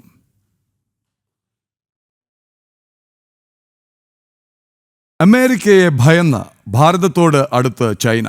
പ്രസിഡന്റ് ഷീ ജിൻപിങ്ങിന്റെ അഭ്യർത്ഥനയെ തുടർന്നാണ് ചൈനയുമായുള്ള ബന്ധം മെച്ചപ്പെടുത്താൻ ഭാരതം തയ്യാറെടുത്തത്. രാഷ്ട്രപതി ദ്രൗപദി മുർമുവിന് ഷീ ജിൻപിങ് മാർച്ചിൽ കത്തയച്ചിരുന്നു. ഭാരതവുമായി സഹകരണം ദൃഢമാക്കണം എന്നും ഒരുമിച്ച് നിൽക്കണമെന്നും കത്തിൽ ഷീ ജിൻപിങ് ആവശ്യപ്പെട്ടിരുന്നു. കത്തിന്റെ പകർപ്പ് പ്രധാനമന്ത്രി നരേന്ദ്രമോദിക്ക് അയച്ചുവെന്നും ബ്ലൂംബർഗ് എന്ന രാജ്യാന്തര വാർത്താ ഏജൻസി റിപ്പോർട്ട് ചെയ്യുന്നു.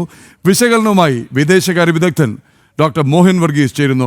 ഡോക്ടർ മോഹൻ വർഗീസ്, നമസ്തേ, ഗുഡ് മോർണിംഗ്. വളരെ കൗതുകകരമായ, വളരെ പ്രധാനപ്പെട്ട, വളരെ ഇൻട്രസ്റ്റിംഗ് ആയിട്ടുള്ള ഒരു ഡെവലപ്മെൻറ്റ് മാർച്ചിൽ നടന്ന സംഭവമാണ്. പക്ഷേ ഇപ്പോഴാണ് ഇത് പുറത്തു വരുന്നത്. ചൈനീസ് പ്രസിഡന്റ് മുൻകൈയെടുത്ത് ഭാരതവുമായി ഊഷ്മള ബന്ധം സ്ഥാപിക്കണമെന്നാവശ്യപ്പെട്ട് ഭാരതത്തിൻ്റെ രാഷ്ട്രപതിക്ക് കത്തയക്കുന്നു.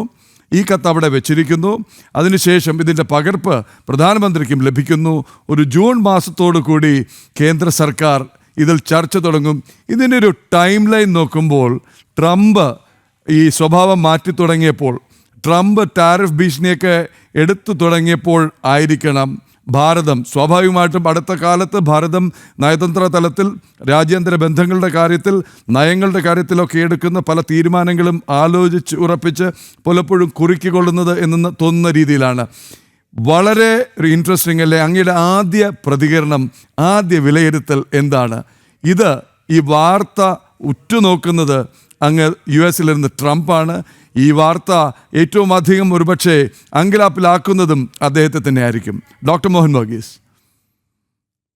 ശ്രീ പ്രദീപ് പിള്ള, ഭൗമ രാഷ്ട്രീയത്തിന്റെ ഗതിവിഗതികളെ പൂർണ്ണമായും മാറ്റിമറിക്കാൻ പര്യാപ്തമായ ഒരു ടേൺ ഓഫ് ഇവന്റ്സ് ആണ് ഈ മാർച്ച് 2025 മുതൽ ഇതുവരെയുള്ള ഒരു ടൈം ലൈൻ നോക്കുമ്പോൾ കാണുന്നത്. പ്രത്യേകിച്ച് ചൈന ഇന്ത്യ റിലേഷൻഷിപ്പിൽ നോക്കൂ, ലോകത്തെ ജനസംഖ്യയുടെ 6-1 ചൈനയിലാണ്, മറ്റൊരു 6-1 ഇന്ത്യയിലാണ്. അങ്ങനെ നോക്കുമ്പോൾ 1/3 of the world live in either India and China collectively.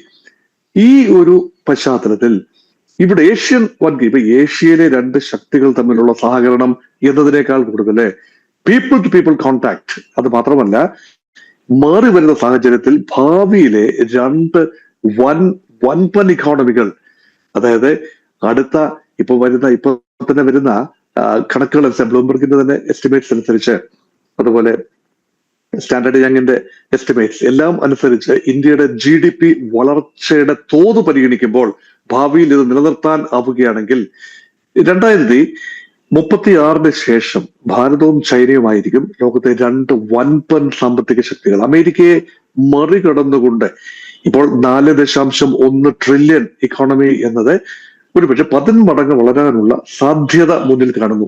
അമേരിക്കയുടെ റേറ്റ് ഓഫ് ഗ്രോത്ത് പരിഗണിച്ച് ഇന്ത്യയുടെ റേറ്റ് ഓഫ് ഗ്രോത്തിനേക്കാൾ 3-1 മാത്രമേ ഉള്ളൂ അമേരിക്കയുടെ റേറ്റ് ഓഫ് ഗ്രോത്ത്. ആ രീതിയിൽ നോക്കുമ്പോൾ ഭാവി വളർച്ചാ സാധ്യതകൾ കൂടി പരിഗണിക്കുമ്പോൾ ലെറ്റ് us tango എന്ന് ചൈനീസ് പ്രസിഡന്റ് ഷീ ജിൻപിങ് ഇന്ത്യയോട് പറയുകയാണ്. Let the Chinese dragon tango with Indian elephant എന്ന് പറയുമ്പോൾ അനന്തമായ സാധ്യതകളാണ് സഹകരണത്തിന്.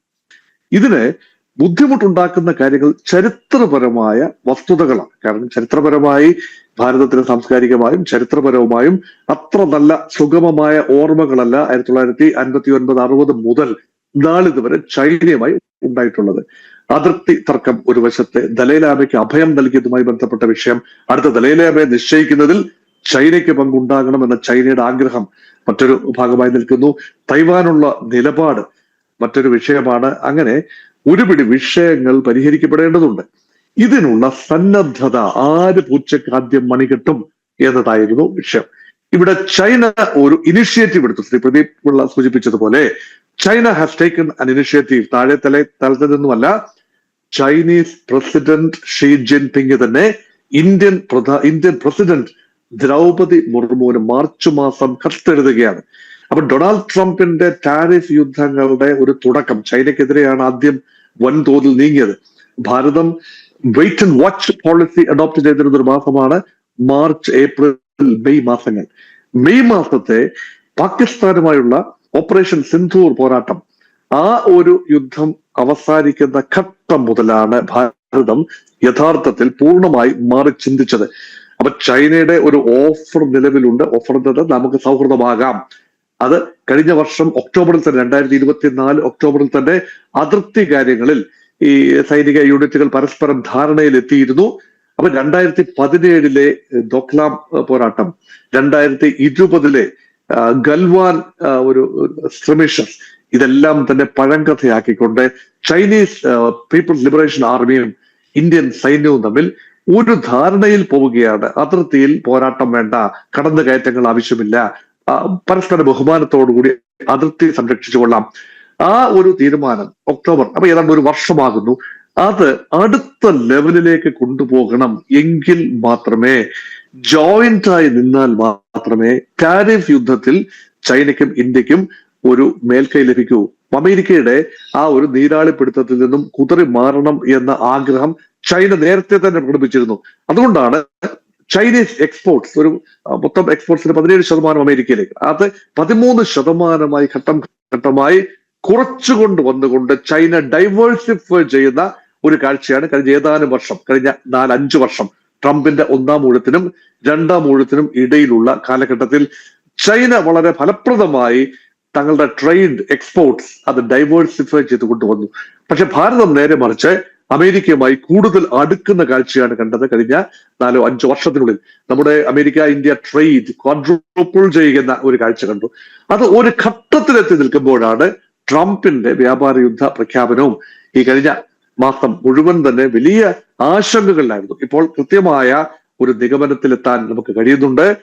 ആശങ്കകൾ യാഥാർത്ഥ്യമായിരിക്കുന്നു. ഡോക്ടർ മോഹൻ വർഗീസ്, ഒന്ന് ഇടപെട്ട് ഞാൻ മറ്റൊരു കാര്യം ചോദിക്കട്ടെ. ഒന്ന്, അങ്ങിപ്പോൾ പ്രയോഗിച്ചൊരു പ്രയോഗമുണ്ട്, നീരാളിപ്പിടുത്തം.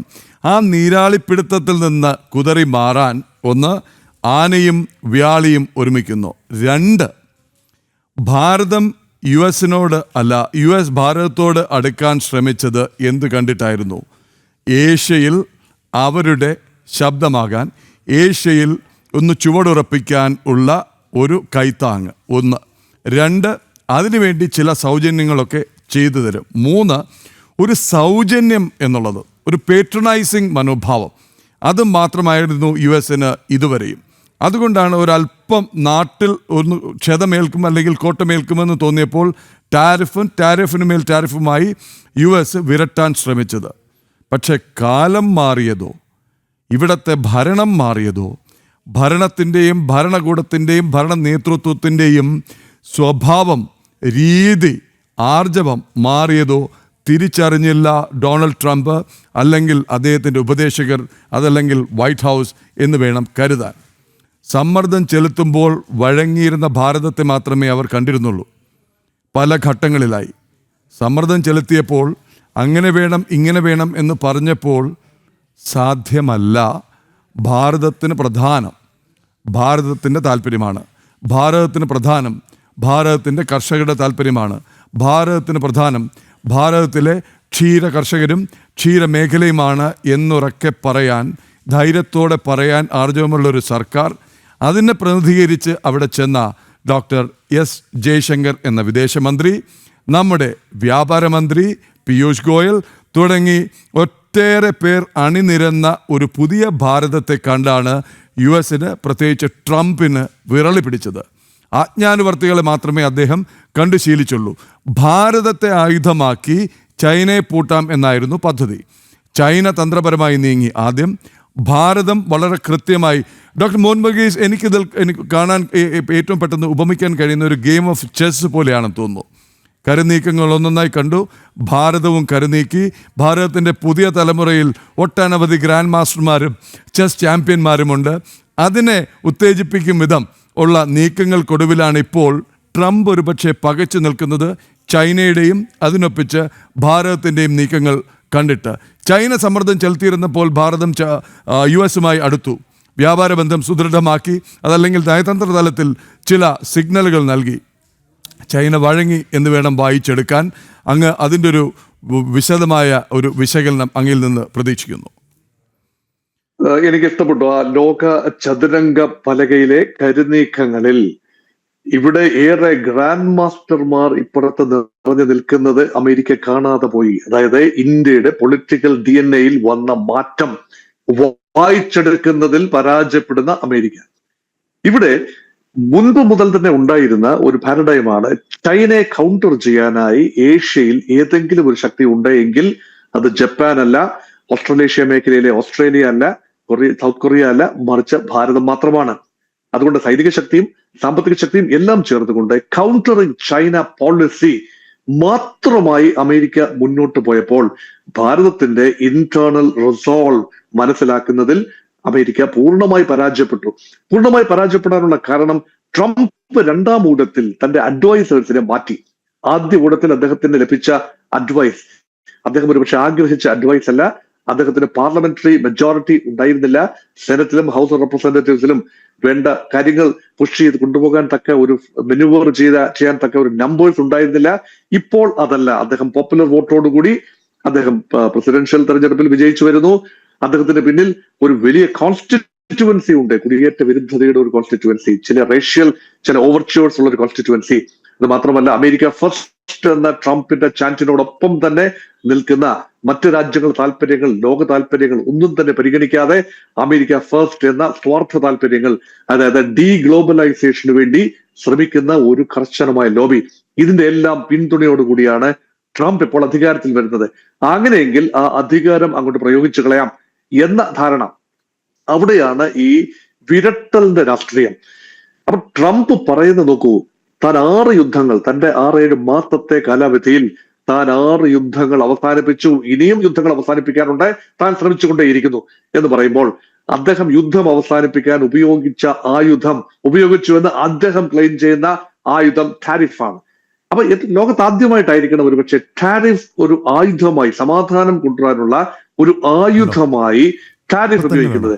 അങ്ങനെ ഉപയോഗിച്ച ഒരു ആയുധം ഇന്ത്യക്ക് നേരെ ആ ആയുധം ഉപയോഗിച്ചപ്പോഴാണ് പാളിയത്. കാരണം റഷ്യ ഉക്രൈൻ യുദ്ധം അവസാനിപ്പിക്കാനായി, റഷ്യയുടെ ഒരു സാമ്പത്തിക സ്ഥിതി ഒന്ന് കുറച്ചുകൊണ്ടുവരാനായി, റഷ്യക്ക് ലഭിക്കുന്ന വരുമാനം തുച്ഛീകരിക്കാൻ വേണ്ടി ഭാരതത്തിനെതിരെ കർശനമായ ഉപാധികൾ വെച്ചപ്പോൾ ഭാരതത്തിന്റെ മറ്റ് ഓപ്ഷൻസ് ഉണ്ട് എന്ന് പറയാതെ പറഞ്ഞു വെക്കുകയായിരുന്നു. അതാണ് ചൈന ബന്ധം.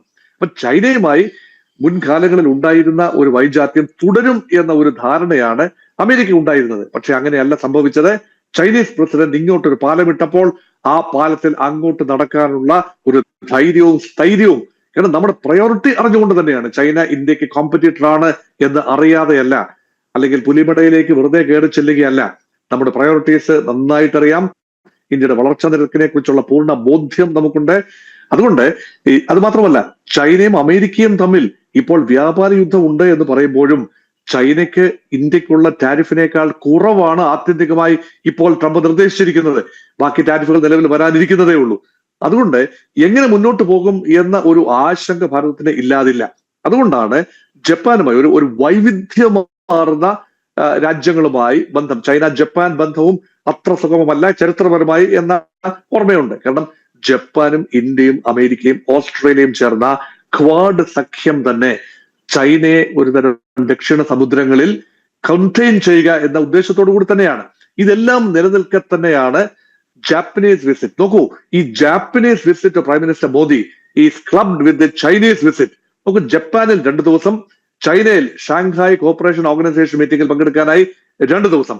ഇവിടെ ജപ്പാൻ സന്ദർശനം ഇപ്പോൾ അവസാന ഘട്ടത്തിലേക്ക്, അവസാന ലാപ്പിലേക്ക് എത്തി നിൽക്കുകയാണ്. അവിടെ തന്നെ 10 ട്രില്യൺ യെന്നിന്റെ അടുത്ത 10 വർഷത്തേക്കുള്ള ഒരു ഇൻവെസ്റ്റ്മെന്റ് പദ്ധതിയാണ് ഒരു വലിയ ഹൈലൈറ്റ് എന്ന് പറയുന്നത്.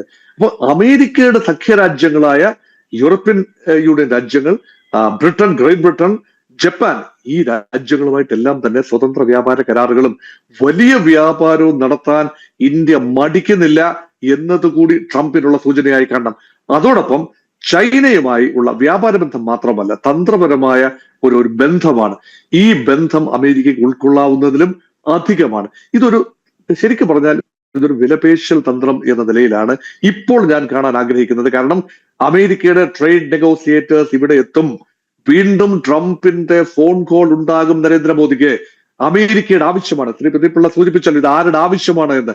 അമേരിക്കയുടെ ആവശ്യമാണ്. ഇന്ത്യ എന്ന വിപണി ലോകത്തെ ഏറ്റവും വലിയ മധ്യവർഗ വിപണിയാണ് ഇന്ത്യ എന്ന് നോക്കണം. അവിടെയാണ് സാധനങ്ങൾ, ഉൽപ്പന്നങ്ങൾ വാങ്ങുന്നത്, വിറ്റഴിയുന്നത്. അത് അവഗണിച്ചുകൊണ്ട് അമേരിക്കയ്ക്ക് ദീർഘകാലം മുന്നോട്ട് പോകാനൊക്കില്ല. അമേരിക്കയുടെ ദേശീയ കടം അവരുടെ മൊത്തം ഇക്കോണമിയേക്കാൾ, മൊത്തം GDP-യേക്കാൾ കൂടുതലാണ് അവരുടെ ആത്യന്തിക കടം. 120% പൊതുകടം. ഇന്ത്യയുടെ കടം 80% മാത്രമാണ്. ഇത് ഭാവിയിലേക്കുള്ള ഒരു സൂചനകൾ വെച്ച് നോക്കുമ്പോൾ America will have to consider the market, India as a market very seriously. അത് മാത്രമല്ല, ഇന്ത്യയുടെ മാൻ പവർ, ഇന്ത്യയുടെ ടെക്നോ പവർ, അത് മാത്രമല്ല ഭാവി വളർച്ചാ സാധ്യത. കാരണം ഗുണമേന്മയുള്ള ഒരു ജനതയായി മാറിക്കൊണ്ടിരിക്കുകയാണ്. കാരണം ടെക്നിക്കലി സ്കിൽഡ്, പ്രൊഫഷണലി എക്വിപ്ഡ് ഭാരതം. അതുകൊണ്ട് ഒരു ഡെമോഗ്രാഫിക് ഡിവിഡന്റ് തീർച്ചയായും ഭാരതത്തിന് അനുകൂലമാണ്. ചൈനയേക്കാൾ മെച്ചപ്പെട്ട നിലയിലാണ് ഭാരതം എന്ന് ഓർക്കണം. ചൈന 70-കളിൽ മുതൽ ഫോളോ ചെയ്യുന്ന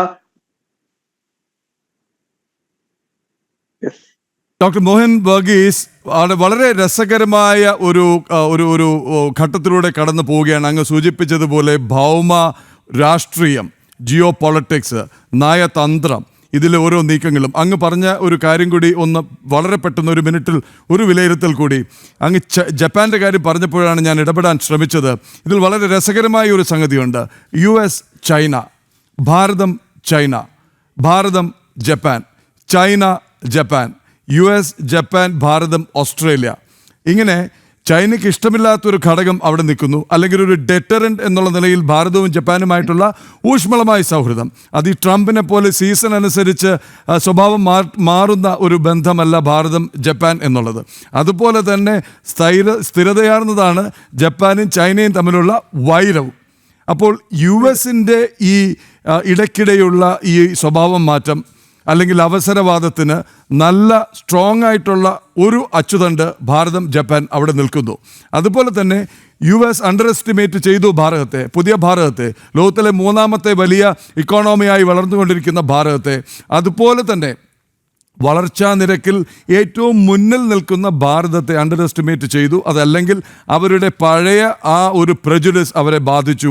ഇതിനുള്ള കൃത്യമായ കൊട്ട് എന്ന് വേണ്ടേ പറയാൻ, നോക്ക് അല്ലെങ്കിൽ ഓൺ ദ നക്കിൾസ് എന്ന് പറയുന്ന പോലെ അല്ലേ ഡോക്ടർ മോഹൻ വർഗീസ്? പെട്ടെന്ന് അങ്ങനെ തന്നെയാണ് ശ്രീ പ്രദീപിള്ള, അങ്ങനെ തന്നെയാണ് ഞാനും കരുതുന്നത്. കാരണം ഒരു വ്യവസ്ഥ ഇപ്പോൾ അമേരിക്ക നയിക്കുന്ന ഡോളർ അധിഷ്ഠിതമായ ഒരു ഗ്ലോബൽ ഓർഡർ ഇത് ക്രംബിൾ ചെയ്തെങ്കിൽ മാത്രമേ ഈ താഴെയുള്ള പ്ലേയേഴ്സിന് മുകളിലേക്ക് വരാനൊക്കൂ. ഇതൊരു ചാർണിംഗ് ഫാക്ടറാണ്. ഇത് നമ്മൾ കണ്ടതാണ്, 2 ആവർത്തി കണ്ടതാണ്. 1998 ഇന്ത്യ ഉപരോധം നേരിട്ടപ്പോൾ നമ്മൾ സാമ്പത്തികമായി വലിയൊരു ശക്തിയായിരുന്നില്ല. ആ ഉപരോധത്തെ നമുക്ക് മറികടക്കാനായി എന്നതാണ് ഒന്നാമത്തെ നേട്ടം. രണ്ടാമത്തെ ടേണിംഗ് പോയിന്റ് എന്ന് പറയുന്നത് 2008-9 വർഷത്തെ ആഗോള സാമ്പത്തിക മാന്ദ്യമാണ്. ആഗോള സാമ്പത്തിക മാന്ദ്യത്തിൽ വിദേശ വിപണികൾ, പ്രത്യേകിച്ച് പാശ്ചാത്യ വിപണികൾ തകർന്നടിച്ചപ്പോൾ, സമ്പദ് വ്യവസ്ഥകൾ കൂപ്പുകുത്തിയപ്പോൾ ഭാരതത്തിന് നട്ടെല്ല് നിവർത്തി നിൽക്കാനായി എന്നത് ഒരു റെസിലിയൻ ഫാക്ടറാണ്. അന്ന് മുതലാണ് ഒരു സാമ്പത്തിക മാന്ദ്യം കഴിഞ്ഞതിന് ശേഷം ഭാരതത്തിന് പിന്നീട് തിരിഞ്ഞു നോക്കേണ്ടി വന്നിട്ടില്ല എന്നതും കൂടി ഓർക്കണം. അതുകൊണ്ട് ഈ ഒരു വ്യവസ്ഥ, അമേരിക്ക അച്ചുതണ്ടായി പ്രവർത്തിക്കുന്ന ആ വ്യവസ്ഥ മാറിയെങ്കിൽ മാത്രമേ, ഡോളർ മേധാവിത്വം പുലർത്തുന്ന വ്യവസ്ഥ മാറിയെങ്കിൽ മാത്രമേ ചൈനയ്ക്കും ഇന്ത്യക്കും മുൻനിര പോരാളികളായി വരാനാവൂ. അതുകൊണ്ട് താൽക്കാലികമായി എങ്കിലും ഈ ലോകക്രമം ഉടച്ചു വാർക്കുന്നതിന് ഭാരതത്തിനും ചൈനയ്ക്കുമുള്ള താല്പര്യത്തിന്റെ സംയോജനമാണ് ഇവിടെ കാണുന്നത്. അതുകൊണ്ടാണ് ഒരു പാരഡൈം ഷിഫ്റ്റ് അല്ല അമേരിക്ക ആഗ്രഹിക്കുന്നത്. ഈ പാരഡൈമിൽ മുന്നോട്ട് പോകുക, അതിൽ നിന്നും സാൽവേജിങ് സം പ്രൈഡ്, ഇതായിരുന്നു അമേരിക്കയുടെ ആഗ്രഹം. പക്ഷേ ഈ പാരഡൈം തന്നെ മാറ്റിമറിക്കാനുള്ള ഇച്ഛാശക്തി റഷ്യയും ചൈനയും, റഷ്യയെ തുച്ഛീകരിച്ച് കാണേണ്ടതില്ല. റഷ്യ മുൻപ് വൻ ശക്തിയായിരുന്നു, ഇപ്പോൾ ക്ഷയിച്ചു എങ്കിൽ പോലും ഭൗമരാഷ്ട്രീയത്തിൽ റഷ്യക്ക് വഹിക്കാവുന്ന പങ്ക് നിസ്തുലമാണ്. അതുകൊണ്ട് ചൈന, റഷ്യ, ഇന്ത്യ, അതോടൊപ്പം അമേരിക്കൻ ചേരിയിൽ നിൽക്കുന്ന ജപ്പാൻ ഒരിക്കലും ആ രൂപത്തിൽ രാഷ്ട്രീയമായി അല്ലെങ്കിൽ സൈനികമായി ചേരില്ലായിരിക്കാം. പക്ഷേ സഹകരണത്തിന്റെ എല്ലാ സാധ്യതകളും, കാരണം ജപ്പാൻ ആഗ്രഹമുണ്ട് ചൈനീസ് ഒരു ആധിപത്യം അല്ലെങ്കിൽ Chinese military dominance in the region, അതിൽ നിന്നും മാറണമെങ്കിൽ സൗഹൃദവും ഒരു നയതന്ത്രം തന്നെയാണ്.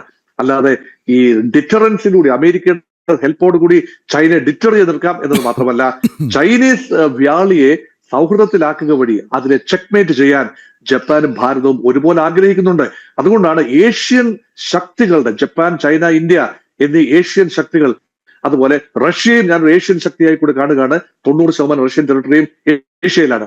അതുകൊണ്ട് ഏഷ്യൻ വൻകരയുടെ ശബ്ദം ഉയർന്നു കേൾക്കാൻ തുടങ്ങുമ്പോൾ യഥാർത്ഥത്തിൽ ഒരു Eurocentric and transatlantic world order പഴങ്കഥയായി മാറും എന്ന ഒരു നിഗമനം സൈലന്റ് ആയിട്ടെങ്കിലും ജപ്പാനെയും ചൈനയും ഇന്ത്യയും റഷ്യയും എല്ലാം തന്നെ ഭരിക്കുന്നുണ്ട്. അതിന്റെ പ്രതികരണങ്ങളാണ് ഇപ്പോൾ കണ്ടുകൊണ്ടിരിക്കുന്ന ഈ സന്ദർശനങ്ങളും നയതന്ത്രങ്ങളും വേറിട്ട തന്ത്രങ്ങളും എല്ലാം അതിന്റെ ഭാഗമായിട്ടാണെന്നാണ് ഞാൻ കരുതുന്നത്. ഡോക്ടർ മോഹൻ വർഗീസ്, വളരെ കൃത്യമായ വിലയിരുത്തലാണിത്. നമ്മുടെ ഒരു കമന്റ് വളരെ കൃത്യമായി വന്നിട്ടുണ്ട്. ബാബുശ്രീ, നമ്മൾ രണ്ടുപേരെയും ഭാരതം കൂടുതൽ വിശ്വസിച്ചുകൂടാ എന്നുള്ളതാണ്. വളരെ ശരിയാണ്. ചൈനയുടെ സ്വഭാവം അതാത് കാലത്ത് കാണിച്ചിട്ടുണ്ട്. പക്ഷേ ഇപ്പോൾ കാലഘട്ടത്തിൻ്റെ ആവശ്യം അല്ലെങ്കിൽ അവരുടെ നിലനിൽപ്പിൻ്റെ ആവശ്യം, US അതുപോലെ തന്നെ ഒരു കാലത്ത് പാകിസ്ഥാനെ ഉപയോഗിച്ചിരുന്നു.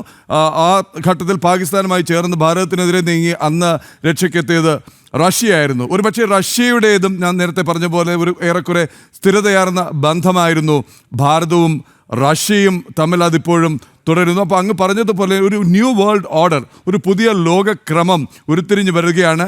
അതിൽ എവിടെ നിൽക്കണം, അത് താക്കോ സ്ഥാനത്ത് തന്നെ നിൽക്കണമെന്നും ബഹളമില്ലാതെ നിയന്ത്രണം, ഈ കരുക്കളുടെ നിയന്ത്രണം ഭാരതത്തിൻ്റെ കയ്യിലേക്ക് വരുന്നു എന്നുള്ളതും വ്യക്തമാണ്. ഒരുപക്ഷെ ഇതിൻ്റെ പ്രകോപനം ആവാം ട്രംപിനെ കൊണ്ട് ഇതൊക്കെ ചെയ്യിപ്പിക്കുന്നത്. ഏറ്റവും പുതിയ വാർത്ത കണ്ടില്ലേ, US അപ്പീൽ കോടതി തന്നെ ഈ താരിഫ് നാടകമൊക്കെ എടുത്ത് കളഞ്ഞു. ഇത് നിയമപരമായി നിലനിൽക്കില്ല എന്ന് പറഞ്ഞിരിക്കുകയാണ്. വളരെയധികം നന്ദി ഡോക്ടർ മോഹൻ വർഗീസ്. തുടർ മണിക്കൂറുകളിൽ അങ്ങയിലേക്ക് വരും. നമുക്ക് ഈ വിഷയം വളരെ കൃത്യമായി ഫോളോ ചെയ്യേണ്ടതുണ്ട്. ഭാരതത്തിൻ്റെ നയതന്ത്രത്തിൽ, രാജ്യാന്തര ബന്ധത്തിൽ ഭാരതത്തിൻ്റെ ഈ കരുനീക്കങ്ങൾ വളരെ ശ്രദ്ധേയമാണ്, സുപ്രധാനമാണ്. വളരെയധികം നന്ദി ഡോക്ടർ മോഹൻ വർഗീസ്, ഈ അവസരത്തിൽ ജനൻ TV പ്രേക്ഷകരുമായി അങ്ങയുടെ വിശകലനം പങ്കുവച്ചതിന്. IPL മോഡലിൽ കേരളത്തിലും ക്രിക്കറ്റ് ആവേശം നിറയുകയാണ്. കേരള ക്രിക്കറ്റ് ലീഗ് തിരുവനന്തപുരത്തെ ഗ്രീൻഫീൽഡ് സ്റ്റേഡിയത്തിൽ നടക്കുന്നു. ക്രിക്കറ്റ് ആവേശം.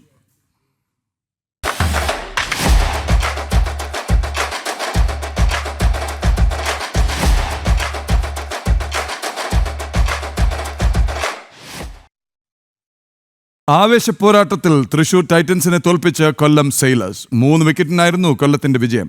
മഴയെ തുടർന്ന് 13 ഓവറാക്കി ചുരുക്കിയ മത്സരത്തിൽ ആദ്യം ബാറ്റ് ചെയ്ത തൃശൂർ ടൈറ്റൻസ് 4 വിക്കറ്റ് നഷ്ടത്തിൽ 138 റൺസ് എടുത്തു. VJD നിയമപ്രകാരം കൊല്ലത്തിന്റെ വിജയലക്ഷ്യം 148 റൺസാക്കി പുനഃക്രമീകരിച്ചു. മറുപടി ബാറ്റിങ്ങിനിറങ്ങിയ കൊല്ലം 5 പന്തുകൾ ബാക്കി നിൽക്കെ ലക്ഷ്യത്തിലെത്തി. മികച്ച ഇന്നിംഗ്സിലൂടെ കൊല്ലത്തിന് വിജയമൊരുക്കിയ MS അഖിലാണ് കളിയിലെ താരം. 12 പന്തിൽ നിന്ന് 44 റൺസ് എടുത്ത് അഖിൽ പുറത്താകാതെ നിന്നു.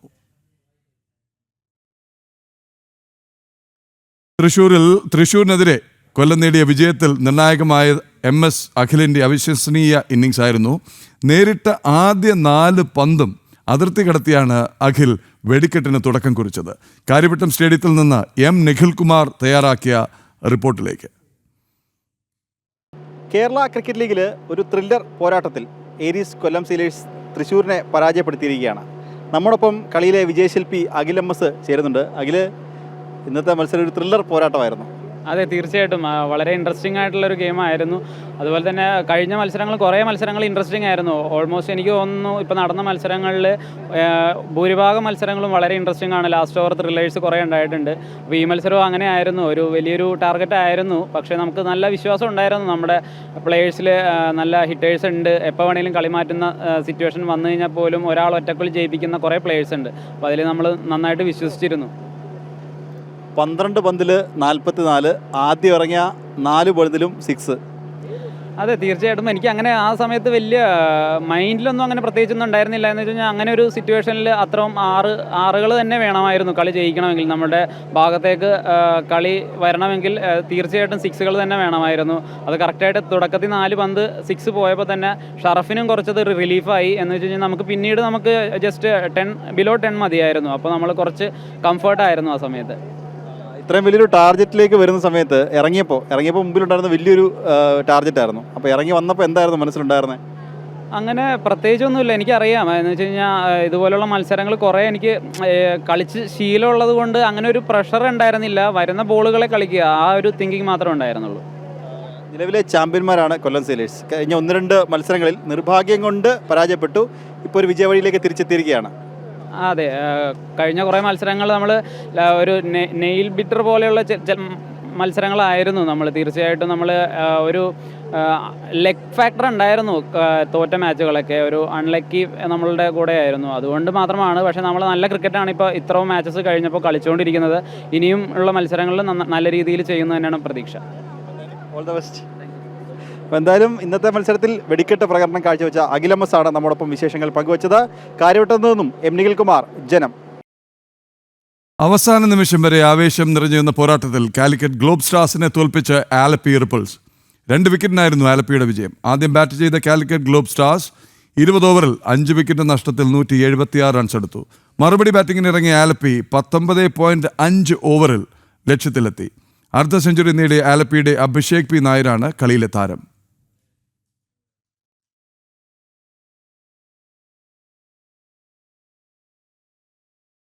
അർദ്ധ സെഞ്ചുറി പ്രകടനത്തിലൂടെ ടീമിന്റെ വിജയത്തിൽ നിർണായക പങ്ക് വഹിക്കാനെത്തിയതിന് സന്തോഷത്തിലാണ് ആലപ്പിയുടെ അഭിഷേക് നായർ. KCL യുവതാരങ്ങൾക്ക് വലിയ അവസരമാണ് നൽകുന്നതെന്ന് അഭിഷേക് ജനം TVയോട് പറഞ്ഞു. നിഖിൽകുമാറിന്റെ റിപ്പോർട്ടിലേക്ക്. കേരള ക്രിക്കറ്റ് ലീഗിൽ അവസാന ഓവറിലെ അവസാന പന്ത് വരെ ആവേശം നിറഞ്ഞു നിന്ന ഒരു മത്സരം കൂടി, അതിൽ ആലപ്പി റിപ്പിൾസ് വിജയം സ്വന്തമാക്കിയിരിക്കുകയാണ്. കളിയിലെ താരമായ അഭിഷേക് നമ്മോടൊപ്പം ചേരുന്നുണ്ട്. അഭിഷേക്, ഇന്നൊരു അർദ്ധ സെഞ്ചുറി നേടാനായി, കളിയിലെ താരമായി. നല്ലൊരു ഓപ്പർച്യൂണിറ്റി ആയിരുന്നു. ടീം നന്നായിട്ട് ബാക്ക് ചെയ്തായിരുന്നു. ഈ ടൂർണമെൻറ്റ് എനിക്ക് നല്ല സ്റ്റാർട്ട്സ് കിട്ടുന്നുണ്ടായിരുന്നു. പക്ഷേ അതിനെ കൺവേർട്ട് ചെയ്യാൻ പറ്റുന്നില്ലായിരുന്നു. അപ്പോൾ ഇന്നും ചെറിയൊരു ഡിസപ്പോയിൻമെൻ്റ് ഉണ്ട്. കളി ഫുൾ ഫിനിഷ് ചെയ്യാമായിരുന്നു, പക്ഷേ ചെറിയൊരു മിസ്റ്റേക്ക് കാണിച്ച്. പക്ഷേ ഗ്രേറ്റ്ഫുൾ ആയിട്ട് നമ്മൾ ജയിച്ചു. അതുകൊണ്ട് സന്തോഷം തന്നെ. അവസാന ഓവറിലേക്ക് അല്ലെ അവസാന പന്തിലേക്ക് നീങ്ങിയപ്പോൾ എന്ത് തോന്നി? ജയിക്കുന്ന ഒരു വിശ്വാസം ഉണ്ടായിരുന്നു. പിന്നെ ഒരു ചെറിയൊരു ലക്ക് ഉണ്ടായിരുന്നു. അതാണ് അങ്ങനെ ഒരു വൈറ്റ് ഫോറും കൂടെ കറക്റ്റ് ഒരു ടൈമിൽ കിട്ടിയോണ്ട് എല്ലാം നന്നായി. ഈ സീസണിൽ ടീമിൻ്റെ നെടുന്തൂണായിട്ട് 2 എക്സ്പീരിയൻസ് ഉള്ള 2, അപ്പോൾ അസറുദ്ദീനും ഉണ്ട്, ഒപ്പം ജലജും ഉണ്ട്. അവരുടെ കൂടെയുള്ള എക്സ്പീരിയൻസ് എങ്ങനെയുണ്ട്? ഞാൻ ഈ കഴിഞ്ഞ മാച്ച് ജലജ് ഭായിയുടെ കുറച്ച് ബാറ്റ് ചെയ്ത്, ഈ മാച്ച് അസറായിട്ടായിട്ട് കുറച്ച് ബാറ്റ് ചെയ്ത്. അപ്പം അവർക്ക് കുറേ എക്സ്പീരിയൻസ് ഉള്ള കാരണം നല്ല രസമുണ്ട് ബാറ്റ് ചെയ്യാന്ന് പറഞ്ഞാൽ. ഏത് സിറ്റുവേഷൻ എങ്ങനെ ഹാൻഡിൽ ചെയ്യണമെന്ന് രണ്ടുപേർക്ക് നന്നായിട്ട് അറിയാം. പിന്നെ ജലജ് ഭായെ പോലും ഫീൽഡിൽ ഒരുപാട് പുള്ളി ഇടുന്ന ഫീൽഡ് ബോളേഴ്സിന് ഭയങ്കര എളുപ്പമാണ് എറിയാനും എക്സിക്യൂട്ട് ചെയ്യാനും. അപ്പോൾ നമ്മളെ മാച്ചസൊക്കെ നോക്കിക്കഴിഞ്ഞാൽ എല്ലാ മാച്ചും നമ്മൾ നല്ല രീതിയിൽ പവർ പ്ലെയറുണ്ട്. അത് പുള്ളിയുടെ ഒരു എക്സ്പീരിയൻസ് കാരണമാണ്. അപ്പോൾ അത് ഭയങ്കര ഫാക്ടറാണ്. പുള്ളി നമ്മുടെ ടീമിൽ ഒരു നല്ലൊരു ഫാക്ടറായിട്ട് നമുക്ക് തോന്നിയിട്ടുള്ളത്. ടീമിൻ്റെ പരിശീലകൻ, കേരള ക്രിക്കറ്റിൽ ഏറ്റവും കൂടുതൽ എക്സ്പീരിയൻസ് ഉള്ള ഒരാളാണ് സോണി ചെറുവത്തൂരാണ് ടീമിൻ്റെ പരിശീലകൻ. എങ്ങനെയുണ്ട് സോണി ചേട്ടനുള്ള എക്സ്പീരിയൻസ്? പുള്ളി എന്താ പറയുക, ഒരു ലീഡറാണ്. ഇപ്പം പുള്ളി ക്യാപ്റ്റനായിട്ടാണ് ഫസ്റ്റ് ടൈം നമ്മൾ കേരള ഒരു സെമിഫൈനൽ, മറ്റേ പ്ലേറ്റ് സെമിഫൈനലിൽ എത്തിയിട്ടുള്ളത്. അപ്പോൾ അതിൻ്റെയൊക്കെ എക്സ്പീരിയൻസ് നല്ല രീതിയിൽ പുള്ളി കാണിക്കുന്നുണ്ട്. അപ്പോൾ നമ്മൾ നല്ല രീതിയിലല്ല ഈ ടൂർണമെൻറ്റ് തുടങ്ങിയത്. 2 കളി തോറ്റിട്ടാണ് തുടങ്ങിയത്. അപ്പം ആ സമയത്ത് ടീമിനെ എങ്ങനെ ഹാൻഡിൽ ചെയ്യണമെന്ന് പുള്ളി നന്നായിട്ട് ചെയ്ത്, പിന്നെ ഒരു പ്ലേയേഴ്സിനെ ബാക്കിംഗ് ഒക്കെ പുള്ളി കറക്റ്റായിട്ട് ചെയ്ത്. അപ്പം എല്ലാവരും ഒരു പെർഫോമൻസ് കൊണ്ടുവരാനായിട്ട് പുള്ളി നല്ലൊരു എൻവയോൺമെൻറ്റ് ക്രിയേറ്റ് ചെയ്യുന്നുണ്ട്. അപ്പോൾ അതാണ് എന്നെ സംബന്ധിച്ച് നല്ലൊരു കോച്ചിൻ്റെ സയൻസ് അങ്ങനെയാണ്. നിങ്ങളെപ്പോലുള്ള യുവ താരങ്ങൾക്ക് KCL വലിയൊരു ഓപ്പർച്യൂണിറ്റിയാണ് നൽകുന്നത്. ഇപ്പം ഒരു വലിയൊരു സ്പേസാണ്, പ്രത്യേകിച്ച് സ്റ്റാർ സ്പോർട്സിൽ നിങ്ങളുടെ ഒരു 10 മത്സരം ടെലികാസ്റ്റ് ചെയ്യാന്നൊക്കെ പറഞ്ഞാൽ നിങ്ങൾക്ക് കിട്ടുന്ന ഒരു സ്പേസ് വളരെ വലുതാണ്. അതെ, ഇപ്പം കഴിഞ്ഞ വർഷം തന്നെ നമ്മുടെ ടീമിൽ നിന്ന് വിഘ്നേഷ് ഒരു IPL സ്കൗട്ട് വഴി പോയായിരുന്നു. അപ്പം ഇതൊന്നും നമുക്ക് അറിയാൻ പറ്റത്തില്ല. നമ്മൾ ഒരു ഇന്നിങ്സ് ഏതെങ്കിലും ഒരു കണ്ണ് ഇഷ്ടപ്പെട്ടാൽ മതി. അപ്പോൾ ഇതൊക്കെ നമുക്കൊരു ഹോപ്പാണ്. നല്ല രീതിയിൽ നമ്മൾ ചെയ്യുക, നല്ല പ്രൊഫഷണലായിട്ട് ചെയ്യുക, ബാക്കി റിസൾട്ട് നമുക്ക് വിട്ടുകൊടുക്കുക. നമ്മളെ കയ്യിലുള്ള കാര്യം നമുക്ക് നന്നായിട്ട് ചെയ്യാൻ മാത്രമേ നമുക്ക് പറ്റുള്ളൂ. എന്തായാലും വരുന്ന മത്സരങ്ങളിലും ഈ വിജയം ആവർത്തിക്കട്ടെ, മികച്ച പ്രകടനം നടത്താനാകട്ടെ എന്ന് ആശംസിക്കുകയാണ്. കാര്യവട്ടം സ്റ്റേഡിയത്തിൽ നിന്നും അനൂഷിനൊപ്പം M. നിഖിൽകുമാർ, ജനം. പുത്തുമ്പുലരിയുടെ അവസാന മിനിറ്റുകളിലേക്ക് കിടക്കുകയാണ്. കേരള ക്രിക്കറ്റ് ലീഗ് വിശേഷങ്ങൾ തീർന്നിട്ടില്ല. 2ാം സീസൺ പ്രതീക്ഷിച്ചതിലും ഒരു പടി മുകളിലെത്തി നിൽക്കുന്നുവെന്ന് ടൂർണമെന്റ് ഡയറക്ടർ രാജേഷ് തമ്പി. ഫൈനലിനോട് അടുക്കുമ്പോൾ സ്റ്റേഡിയം നിറയെ കാണികൾ ഉണ്ടാകുമെന്നും അദ്ദേഹം ജനം TVയോട് പറഞ്ഞു. കാണാം. കേരള ക്രിക്കറ്റ് ലീഗ് പുരോഗമിച്ചുകൊണ്ടിരിക്കുകയാണ്. ഗ്രൂപ്പ് ഘട്ട മത്സരങ്ങളിൽ ഏകദേശം പകുതിയോളം മത്സരങ്ങൾ എല്ലാ ടീമിൻ്റെയും 5 മത്സരങ്ങൾ വെച്ച് പൂർത്തിയായിട്ടുണ്ട്. ഇപ്പോൾ നമ്മോടൊപ്പം ടൂർണമെൻറ്റ് ഡയറക്ടറായിട്ടുള്ള രാജേഷ് തമ്പി സാർ ചേരുന്നുണ്ട്. സാർ, ഇപ്പം ടൂർണമെൻറ്റ് ഏകദേശം പകുതിയോളമായി. ഇതുവരെയുള്ള വിലയിരുത്തൽ എങ്ങനെയാണ്? ഫസ്റ്റ് ഓഫ് ഓൾ മീഡിയയ്ക്ക് ഒരു വലിയൊരു താങ്ക്സ് ഉണ്ട്. നമ്മുടെ ടൂർണമെൻറ്റിനെ പ്രൊമോട്ട് ചെയ്തിട്ട് എല്ലാ മീഡിയ ചാനൽസും അവരോരോ രീതിയിൽ എങ്ങനെ ബെസ്റ്റായിട്ട് പ്രൊമോട്ട് ചെയ്യാൻ പറ്റും അത് ചെയ്യുന്നുണ്ട്. അതാണ് ഏറ്റവും വലിയ സക്സസ് ഈ പ്രാവശ്യത്തെ. കഴിഞ്ഞ പ്രാവശ്യം നമുക്ക് സമയം കിട്ടിയില്ലായിരുന്നു പ്രൊമോട്ട് ചെയ്യാൻ. പക്ഷേ ഈ പ്രാവശ്യം മീഡിയയുടെ ഹെൽപ്പോട് നമ്മൾ നല്ല രീതിയിൽ മാർക്കറ്റും പ്രൊമോട്ട് ചെയ്തിട്ടുണ്ട്. അതൊരു പാർട്ട്. സെക്കൻഡ് പാർട്ട് എന്ന് പറഞ്ഞാൽ കണ്ടൻറ്റ് എന്ന് പറഞ്ഞാൽ കളിയാണ് ഇമ്പോർട്ടൻറ്റ്. ഇത് കുറച്ചുകൂടെ സ്പ്രെഡ് ചെയ്യണമെങ്കിൽ നല്ല കളിക്കാർ വേണം, നല്ല കളി വേണം. ഇതുവരെ ഉള്ളതെന്ന് വെച്ചാൽ എല്ലാം കളിയും ക്ലോസ് ആയിരുന്നു. ഇന്ന് രാവിലത്തെ കളിയും അത് ലാസ്റ്റ് ഓവർ വരെ പോയി. മഴയായിട്ടും സെക്കൻഡ് ലാസ്റ്റ് ഓവർ വരെ ലാസ്റ്റിൽ ഒരു 5 6 അടിച്ചപ്പോഴത്തേക്ക് ആ കളിയുടെ ആ ഫോം ഇതങ്ങ് മാറിയത്. അപ്പം ഏറ്റവും ഇമ്പോർട്ടൻ്റ് ആൻഡ് ഏറ്റവും എന്താ പറയുക സക്സസ്ഫുൾ ആയത് ഇതുവരെ എന്ന് പറഞ്ഞാൽ ക്ലോസ് കളിയാണ്, എല്ലാം ക്ലോസ് കളിയാണ്. അതോടെ ഫാൻസ് ഇപ്പം വരുന്നത്. കഴിഞ്ഞ പ്രാവശ്യം നമുക്ക് സ്റ്റേഡിയത്തിൽ ഇത്ര ആൾക്കാർ ഇല്ലായിരുന്നു, കാണാൻ വരുന്നില്ല. ഈ പ്രാവശ്യം കാണാൻ എല്ലാം കളിയിലും നമുക്ക് ആ 10,000 15,000 ഇല്ലെങ്കിൽ ഒരു 3-4,000 എല്ലാം കളിയിലും ഉണ്ട്. പിന്നെ സോഷ്യൽ മീഡിയയിൽ നമ്മൾ 6 മില്യൺ പ്ലസ് ഹിറ്റ്സ് ഉള്ള ചാനൽ ഇപ്പോഴും വീഡിയോസ് ഉണ്ട്. സഞ്ജു കളിച്ചുകൊണ്ട് ഇതങ്ങ് മാസമായിട്ടുണ്ട്. സോ വളരെ വളരെ പോസിറ്റീവായിട്ട് എല്ലാവരും എടുത്തിട്ടുണ്ട്. ആൻഡ് ഈ പ്രാവശ്യം നമ്മൾ ഫൈനൽ വരുമ്പോഴത്തേക്ക് മിക്കവാറും ടോപ്പ് ടയറിലോട്ടും നമ്മൾ സ്പെക്ടേറ്റേഴ്സിനെ തുറന്നു വിടേണ്ടി വരും. അങ്ങനത്തെ ഒരു പ്രതീക്ഷയാണ് നമ്മുടെ. അതായത് ഈ കാണികളുടെ വരവ് വലുതായി കൂടി എന്ന് പറയുമ്പോഴും കൊല്ലം കൊച്ചി മത്സരം അത് സച്ചിൻ ബേബിയും വിഷ്ണു വിനോദും 90 റൺസിന് മുകളിൽ സ്കോർ ചെയ്തു. സഞ്ജു സെഞ്ചുറി നേടി 239 റൺസ് ചേസ് ജയിച്ചു. ആ ഒരു മത്സരം കാണാൻ എനിക്ക് തോന്നുന്നു സ്റ്റേഡിയത്തിൻ്റെ ഒരു വശം പൂർണ്ണമായും ഫുള്ളായതുപോലെ ഉണ്ടായിരുന്നു. കറക്റ്റ്. അന്ന് നമുക്ക് ഒരു 11,000 പ്ലസ് സ്പെക്ടേറ്റേഴ്സ് ഉണ്ടായിരുന്നു. 6,000 7,000 കണ്ടിന്യൂസ് ആയിട്ട് ഉണ്ടായിരുന്നു. പക്ഷേ അതല്ലാതെ വന്നു പോയി ഒരു 11,000 പ്ലസ് ഉണ്ട് അന്നത്തെ. അത് നമ്മൾ എക്സ്പെക്റ്റ് ചെയ്യുന്നില്ല. നമ്മൾ ഒരുപാട് ഹാർഡ് വർക്ക് ചെയ്തിട്ടുണ്ട്, മീഡിയയും അതിനെ പ്രൊമോട്ട് ചെയ്തിട്ടുണ്ട്. ബട്ട് സഞ്ജു വന്നുകൊണ്ട് ആ കളി നല്ല സക്സസ് ആയിരുന്നു. അത് ഇനിയിപ്പോൾ നമ്മൾ ഗോയിങ് ഫോർവേഡ് ഓണത്തിൻ്റെ അവധിയൊക്കെ തുടങ്ങിയിട്ടുണ്ട്. സോ വി എക്സ്പെക്ട് കുറച്ചുകൂടെ അടുത്ത വീക്കെൻഡ് നാളെയോ മറ്റന്നാളൊക്കെ സ്പെക്ടേറ്റേഴ്സ് വരണം. അതുകൊണ്ട് ഫാൻ വില്ലേജ് ഇന്നലെ നമ്മൾ ഫാൻ വില്ലേജ് ഓപ്പൺ ചെയ്തു. അപ്പോൾ കുട്ടികൾക്കൊക്കെ നല്ലൊരു കളിക്കാനുള്ള ഒരു സ്പേസ് നമ്മൾ ചെയ്തിട്ടുണ്ട്. അപ്പോൾ മിക്കവാറും നാളെ മറ്റാളും അറ്റ്ലീസ്റ്റ് 10,000-12,000 സ്പെക്ടേറ്റേഴ്സ് കാണുമെന്നാണ് നമ്മൾ പ്രതീക്ഷിക്കുന്നത്. അപ്പം യുവതാരങ്ങൾ നമ്മൾ പ്രതീക്ഷിക്കാത്ത ഒട്ടനവധി യുവതാരങ്ങൾ ഗംഭീര പ്രകടനം ഇതുവരെ ഈ സീസണിൽ കാഴ്ചവെച്ചിട്ടുണ്ട്. അവർ ബാറ്റിങ്ങിലും ബോളിങ്ങിലും ഒക്കെ ഗംഭീര പ്രകടനമുള്ളത് എല്ലാ ടീമിലും ഒട്ടേറെ യുവതാരങ്ങൾ അങ്ങനെ പെർഫോം ചെയ്തിട്ടുണ്ട്. അതെ, ഇന്നലെ തന്നെ നമ്മൾ മാൻ ഓഫ് ദ മാച്ച് കൊടുത്തപ്പോഴത്തേക്ക് ആ കൊമൻറ്റേറ്റേഴ്സ് പറഞ്ഞിട്ടുണ്ട്. പിന്നെ നമ്മുടെ ഇവിടെ സ്കൗട്ട്സ് വന്നിട്ടുണ്ട്, കിരൺ മുറെ ഇവിടെ വന്നിട്ടുണ്ടായിരുന്നു. പുള്ളി തന്നെ പറഞ്ഞു ഇവിടെ 3-4 നല്ല ടാലൻസിനെ എല്ലാം യങ് ടാലൻസിനെ സ്പോട്ട് ചെയ്തിട്ടുണ്ട്. ഇപ്പം പറയാൻ പറ്റത്തില്ല ആരൊക്കെയാണെന്ന്. ബട്ട് സ്കൗട്ട്സ് ആ യങ് ടാലൻറ്റ് 18-19 നമുക്ക് 19 ഇയേഴ്സ് ഓൾഡുണ്ട്, 20 അവർക്കും മാൻ ഓഫ് ദ മാച്ച് കിട്ടുന്നുണ്ട്. പിന്നെ എക്സ്പീരിയൻസ് പ്ലെയേഴ്സിൻ്റെ കൂടെ കളിക്കുമ്പോഴത്തേക്ക് ഒരുപാട് കോൺഫിഡൻസ് എല്ലാം ജൂനിയർ പ്ലെയേഴ്സിന് നല്ല കോൺഫിഡൻസ് കിട്ടുന്നുണ്ട്. നേരത്തെ പറഞ്ഞല്ലേ ഈ ഒരു സീസൺ അവസാന ഫൈനലൊക്കെ ആവുന്ന സമയത്തേക്ക് സ്റ്റേഡിയം പൂർണ്ണമായി തുറന്ന് കൊടുത്ത് സ്റ്റേഡിയത്തിൽ കാണികൾ പൂർണ്ണമായി എത്തുമെന്നാണോ പ്രതീക്ഷിക്കുന്നത്?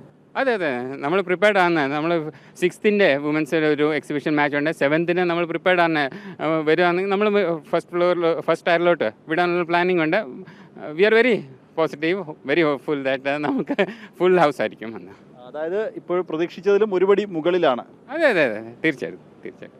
അപ്പോൾ എന്തായാലും അത് തന്നെയാണ് രാജേഷ് തമ്പി സാർ പറയുന്നത്. അതായത് പ്രതീക്ഷിച്ചതിലും ഒരുപടി മുകളിൽ തന്നെയാണ് KCL ഇതുവരെയുള്ളത്. കാണികളുടെ എണ്ണത്തിലാണെങ്കിലും താരങ്ങളുടെ പ്രകടനത്തിലാണെങ്കിലും എല്ലാം KCA പ്രതീക്ഷിച്ചതിലും ഒരുപടി മുകളിലാണ് ഈ തവണത്തെ KCL സീസൺ എന്നാണ്. കാര്യവട്ടം സ്റ്റേഡിയത്തിൽ നിന്നും അനൂജിനൊപ്പം M. നിഖിൽകുമാർ, ജനം. അങ്ങനെ കേരള ക്രിക്കറ്റ് ലീഗ് ദിനം പ്രതി ആവേശം വാരി വിതറുകയാണ്. ഫൈനലൊക്കെ ആകുമ്പോൾ നിറഞ്ഞു കവിഞ്ഞ സ്റ്റേഡിയത്തിൽ കേരളത്തിൻ്റെ ക്രിക്കറ്റ് മാമാങ്കം കാണാം. പുത്തമ്പുലരിയൻ്റെ അവസാന നിമിഷങ്ങളിലേക്ക് എത്തുകയാണ്. സമയം അവസാനിക്കുന്നു. പക്ഷേ വാർത്തകൾ അവസാനിക്കുന്നില്ല. ഒട്ടനവധി പ്രത്യേക വാർത്തകൾ, ഒരുപക്ഷെ ജനം TV മാത്രം പ്രേക്ഷകർക്ക് മുന്നിലെത്തിക്കുന്ന വാർത്തകളുണ്ട്. മുട്ടിൽ മരമുറി കേസിൻ്റെ അട്ടിമറി, അതിന് പിന്നിലുള്ളവർ, അതിൽ കൂടുതൽ വിശദാംശങ്ങൾ പുറത്തു വന്നുകൊണ്ടേയിരിക്കും.